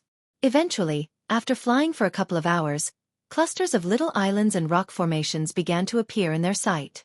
As they continued to fly, they saw several warships patrolling in formations as a gigantic island with numerous ships docked appeared on the horizon. Boom, boom, boom. Michael's meditation was interrupted by thunderous booming sounds. Everyone except Maxine quickly looked through the window to see the patrolling warships getting into formations and firing their cannons. Tell your driver to stop the airship. This is as far as we can fly, Maxine calmly said without even looking outside. She just stood behind Michael's seat as though she was his personal guard. Finally, Michael slowly opened his eyes to see everyone looking through the window. He turned his eyes, getting a view of the pirate ships lining up to shoot the airship down if they flew any closer. Sadie, Tiberius and Caius, stay here. We will go and deal with this. Really? I always wanted to fight the pirates, Tiberius sighed as Sadie elbowed him gently. Yes, my lord. I'll go tell the driver to put us down and prepare the boat for you, Michael nodded at Caius. While they were waiting for the pilot to lower the airship, Michael saw more and more pirate ships appear on the horizon. Quite a welcome, Michael smiled, looking at the warships waiting to destroy them. There were at least 50 warships, including frigates as well as galleons. This airship has the crest of Gisel on it, Lord Lucifer. It's unusual for a Senate ship to fly to Pirates' Yard. Pirates tend to follow the fire first and ask questions later policy when it comes to the outsiders. Gibson nodded at Michael while Maxine was explaining. I am pretty sure those idiots are itching to fire us down as we speak. So we better leave the airship and tell the senator to fly back to a safe distance. With a nod, Michael stood up from his chair. He turned his gaze towards Arya, then at Tiberius. You two should talk. After all, you have someone in common. Leaving the airship, Michael ended up on a small boat that had only space for 3 people. Michael was sitting on end, Gibson on the other, rowing the boat towards the warships while Maxine remained in the middle. Since they were using a rowboat, the pirates didn't shoot them down but waited patiently, letting the rowboat near them. My lord, shall I introduce myself to them? Maxine asked Michael. Before joining his ranks, she was an infamous pirate captain named Marina, the Iron Fist. Almost every pirate in the southern continent heard or knew about her, because she had sunk hundreds of merchant ships and army warships alike under the order of Pirate Lord Corey. She was a feared pirate captain. It had been 2 months since she had seen her crew. The last time she saw them, she ordered her crew to station at the pirate cover with her ship. She commanded 15 ships, but they didn't belong to her. Rather, those ships and crew belonged to Corey. Go ahead before someone gets trigger-happy, Michael calmly said. Gibson saw no fear in his eyes at all despite being facing 50 warships. He was calm as the sea. No fear or any emotions could be seen on his face. Even with spells, Gibson doubted if he could take on an armada of this size. However, after seeing his calm look, Gibson asked himself the question, is he more powerful than we realize? Lower your cannons and let us pass through, idiots. Maxine's shout reverberated the sea. A few moments of awkward silence filled the area while Gibson stopped rowing the boat.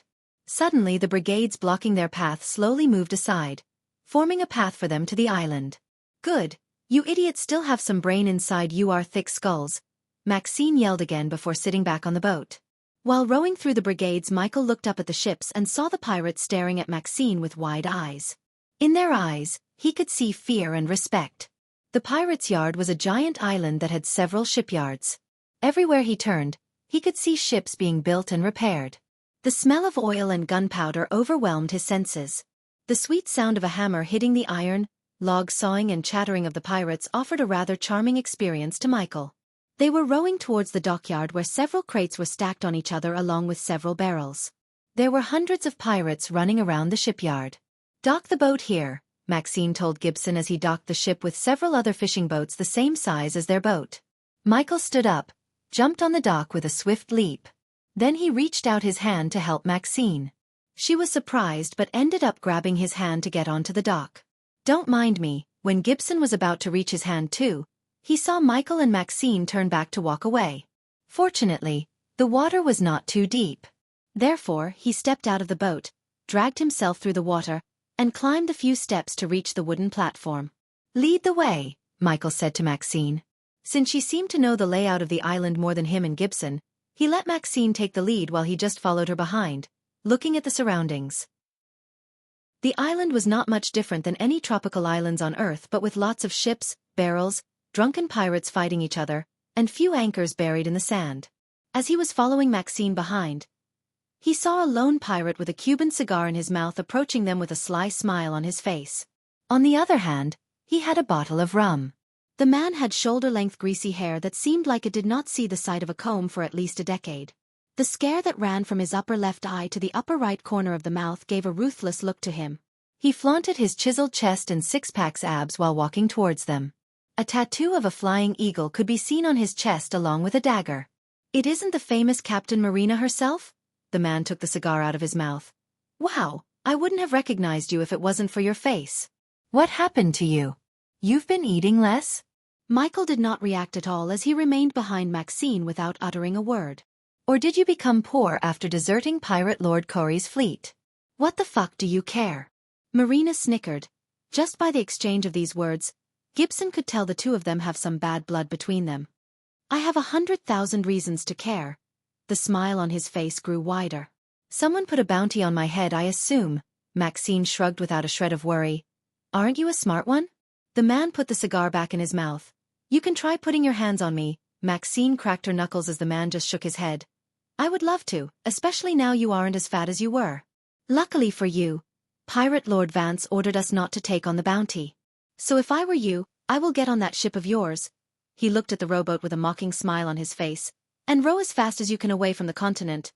Get out of my face, we have a ship to buy. Maxine waved her hands off as though she was shooing him away. And just as she was about to take a step forward, the man burst into laughter. Buy a ship? Fuck me. You have no idea what's going on, do ya? Maxine frowned, clenching her fists. She wanted to punch the smug off of his face. What? She didn't hide the annoyance in her voice. No one is selling ships here or anywhere for that matter. Every single ship's being built is going to the Pirate Lord themselves. Since you abandoned your ship, crew, and Pirate Lord Corey, you are not getting a new ship, baby. No matter how much you pay. Michael had a weird feeling listening to the man. Also, he was getting annoyed as he wanted to grab the man by his neck, beat the hell out of him, and make him spill out what was going on. Some moron king from Azer is sending a war fleet into the Void Line. They might be big assholes on the other side of the Void Line. Since they are coming to our world, we are gonna tear them a new 1 inch. The trio was surprised, including Michael himself. He wondered who dared to cross the Void Line, battle with pirates and hope to win in their own territory. What king? Maxine asked. This time, her voice did not show any signs of irritation but curiosity. The man closed his eyes, looking as though he was picking his brain to remember the name. Meja? Rosia? Yeah, he snapped his fingers as he opened his eyes. Thuxia, Kingdom Thuxia. The mere mention of the name made Michael clench his fist. His heart began to beat faster and faster. Gibson noticed Lucifer starting to breath faster as well as the clenched fist. Calm down, Michael. Michael ordered himself in his mind before the other persona took control over his body. If that persona came outside, the entire island would be painted in red with their blood. Fortunately, his extreme control over himself, as well as the meditation, kept his anger under control. Chapter 390 New Ship So the pirate lords are going to war with the Cultivation Kingdom, Maxine frowned. They were the morons who suddenly cross the void line and sink whatever pirate ship they see. The man let out a puff of smoke as he continued. Anyways, it doesn't concern you anymore. If I were you, I will get out of the southern continent as soon as possible. You are not me, Xian. But if you don't like being who you are now, I can remodel that ugly face of yours. Maxine cracked her knuckles. The feeling of the Dark Lord standing behind her gave her immense courage to take on not only Xian, a pirate captain under Pirate Lord Vance, but also the pirate lords themselves. For the pirates and anyone in the southern continent, the pirate lords were not someone they could touch. However, in front of the Dark Lord, they were as weak as a newborn child. With a single spell, Michael could kill the pirate lords. You are not Pirate Captain Marina the Iron Fist anymore. Just Marina. You are not worth fighting. Maxine clenched her fist tightly as she looked like she was about to punch him in the face. Gibson decided to take a step back, letting Maxine take care of Xian. However, when she was about to raise her hand, Gibson saw Michael step forward. He put his hand on Maxine's shoulder, calming her down instantly. Thank you for the information you provided. Have a nice day. Xian creased his brows. He thought the youngster behind Maxine was just a lackey of hers, but seeing how he placed his hand on Maxine's shoulder and calmed her down, he realized that he was not a mere lackey. Let's go. Michael took the lead. Rather than wasting time with Xian, he walked away from the pirate, taking Maxine and Gibson with him. While walking away from Xian, Michael could feel the pirate's gaze on him. Gibson was baffled. He thought Lucifer was going to mercilessly kill Xian, yet he did not only kill him but also talk to him with respect. He had never seen Lucifer act so modest towards someone else until now. Still, Gibson was not stupid to think Lucifer was afraid of Xian. As far as Gibson was concerned, Xian was lucky not to get himself killed. In silence, Maxine and Gibson walked beside Michael. A few moments later, Maxine opened her mouth, decided not to speak, and closed her mouth. She kept opening and closing her mouth. She wasn't afraid of talking to Michael but was afraid to question him. Michael noticed the way Maxine has been acting. He is just a small fry, Maxine. Killing him would unnecessarily make us enemies with Vance. He is not worth it, Michael calmly said. But my lord, Maxine talked quietly, you can kill the pirate lords within a few seconds. Give me the order and I will take them out. The medallion of Order of Death gave her inhuman strength. To be exact, a strength of a body refining stage level 3 cultivator. In the southern continent where everyone had no cultivation power, she was a superhuman indeed. Nonetheless, Michael had a feeling that Maxine alone wouldn't be able to defeat the pirate lords. If they were so easy to defeat, they wouldn't have been ruling the seas for more than 5 decades. If I wanted them dead, they would have been dead by now, Michael said. The noises around them prevented anyone other than Gibson and Maxine from hearing the words coming out of Michael's mouth. Killing them would create a power vacuum. Everyone under the 3 would want a piece of the power. Eventually, the struggle for power would create many factions, internal wars. A kingdom like Thuxia would use this opportunity to either destroy the pirates once and for all or take control over them, which would make Thuxians even more powerful than they are right now. Maxine listened to his words in silence. She never thought killing the pirate lords would be a bad thing, but what he said made sense. Also, pirate lords are the ones keeping the kingdoms in the southern continent from building their own armadas of ships. Without them to keep them under control, each kingdom would go crazy with warships. If they build a naval force, along with their air force, every kingdom would turn into a threat to us. So we need to make a subtle approach with the pirate lords. While listening to Michael, Maxine led them through the muddy streets towards somewhere. They passed a couple of taverns where they heard loud singing sounds and smelled the overwhelming scent of booze and pirates. My lord, if I may. Don't be afraid to ask questions and tell me what you think, Maxine. I want to lead lions, not mindless herd of sheep, he said, seeing Maxine being afraid to question him. She wasn't afraid to talk to him but scared as hell to question him. He preferred his subordinates to be more vocal. using their brain rather than following him blindly. Although Michael was an expert in planning, conquering the world wasn't his forte. To become the Dark Lord, first, he had to become a good leader, and any good leader would listen to the people under him. That was one of the differences between a leader and a dictator. Yes, my lord. Maxine's fear disappeared after hearing him. Gibson also felt somewhat relaxed. How do you plan to deal with the pirate lords? They won't bend their knees, my lord. Those stubborn bastards would rather die than serve someone else. That's where you are wrong, Maxine. Everyone has a price and a weakness. We just need to exploit one of them. I will show you. After buying the ship, we will deal with Cory. Michael cracked his neck. Time to undo that bounty on your head. In addition to Cory's decision to put a bounty on Maxine's head, it was her name Cory Witch? Dratchen that made him decide to meet her first. He was curious to see why she was being called Witch. Since Michael encouraged them to be more expressive about their questions, Gibson wanted to ask about Wuxia. When Xian told them about Wuxia, Gibson noticed a change in his calm face. However, before Gibson could ask Michael questioned Maxine. I assume you are leading us to a place where we can still buy a ship. Maxine nodded. A shipbuilder named Welton owes me a favor. Is it enough to disobey the rules set by the pirate lords? Michael asked. It is, my lord. If it wasn't for me, he would have been shark ship by now. With a nod, Michael followed Maxine. On his way, Michael saw several frigates, schooners, galleons, and even a man-o'-war being built on the shipyards. Some pirates were ripping apart the hulls, cannons, and masts for spare parts. On the other side of the streets, he noticed several weapon stores as well as forges. Almost all the forges and weapon stores were full. All the blacksmiths seemed to be working on cannons, probably for the upcoming war. War is always profitable, he mumbled under his breath. Spectre, his mentor, always used to say this. Eventually, after a few minutes of walking through the muddy streets, Michael saw a huge hangar where he saw numerous pirates running around doing various chores such as carrying wooden logs, welding iron, rolling cannons and sawing giant wooden logs. There were 2 frigates inside the hangar. One was being built. It had a glossing hull, new shining brown paint job with several drawings of which seemed to be a kraken, thick brand new sails. The ship seemed to be in the last stage before its first voyage. The other ship which remained beside the ship looked exact opposite. Compared to the ship the pirates were working on, the other one looked like a beggar. It looked ancient with its battered hull, torn sails and half-destroyed figurehead which looked like a crying lady with wings. Nevertheless, the damaged one was bigger in size compared to the brand new one. It could hold more cannons as well as crew members.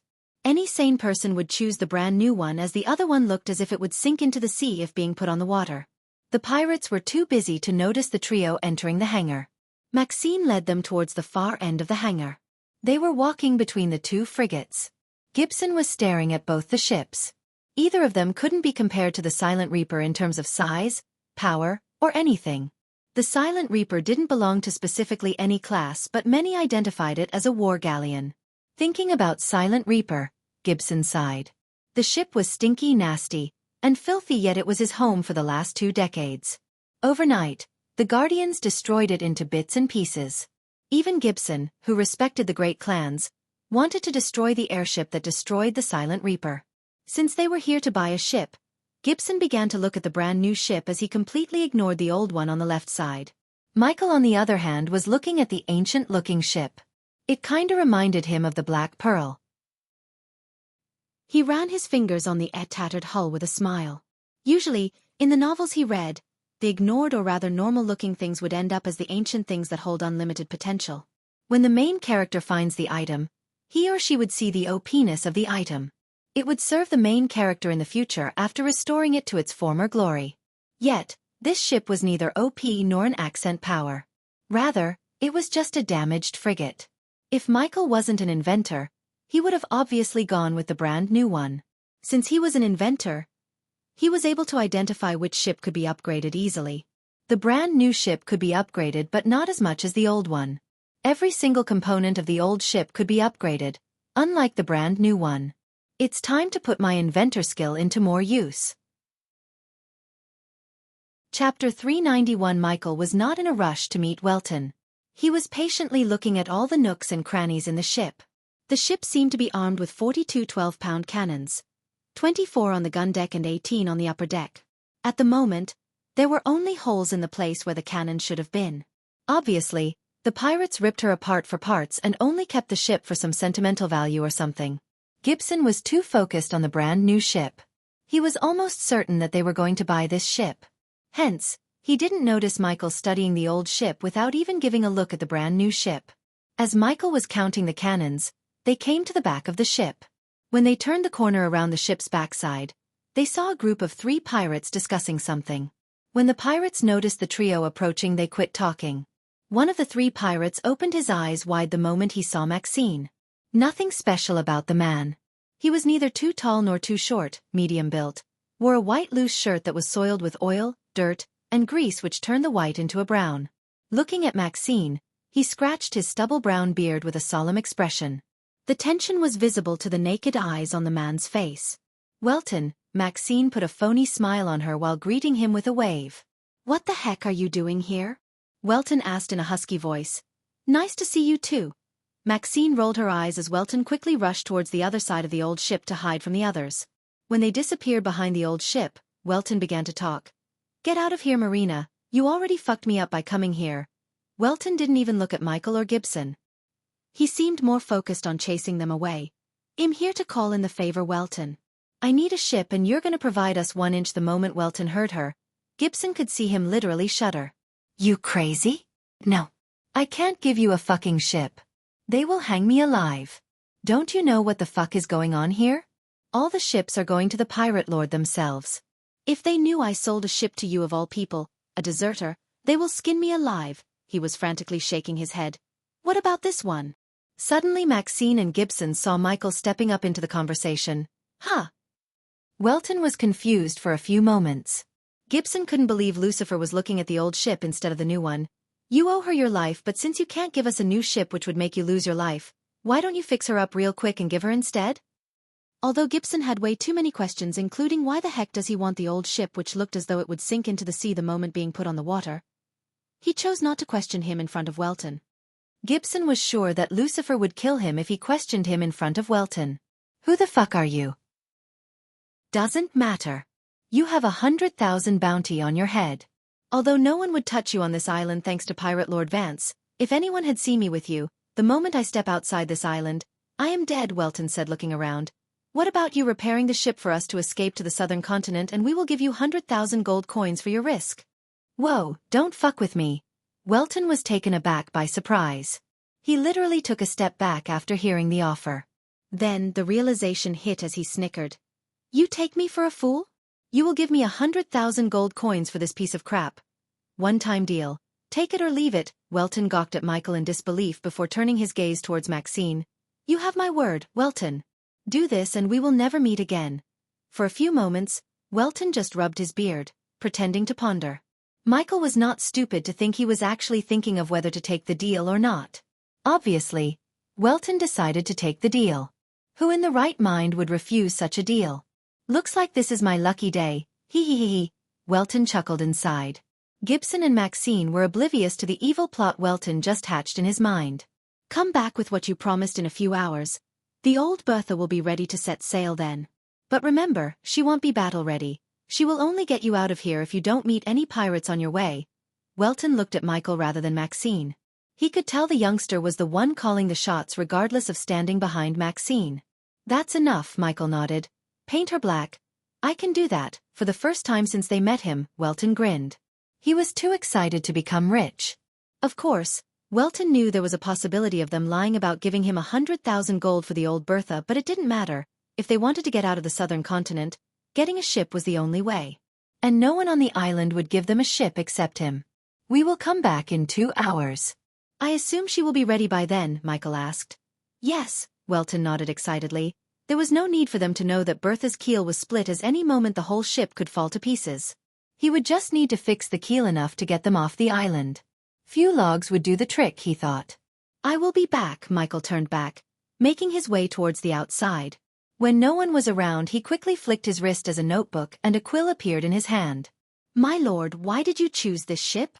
Gibson couldn't hold the question in his mind any longer. "She looks like if we put her in the water, she would sink any moment," Gibson said, sounding as if he was pleading not to buy the old one. I'm sure Lord Lucifer has seen something in that ship that we didn't.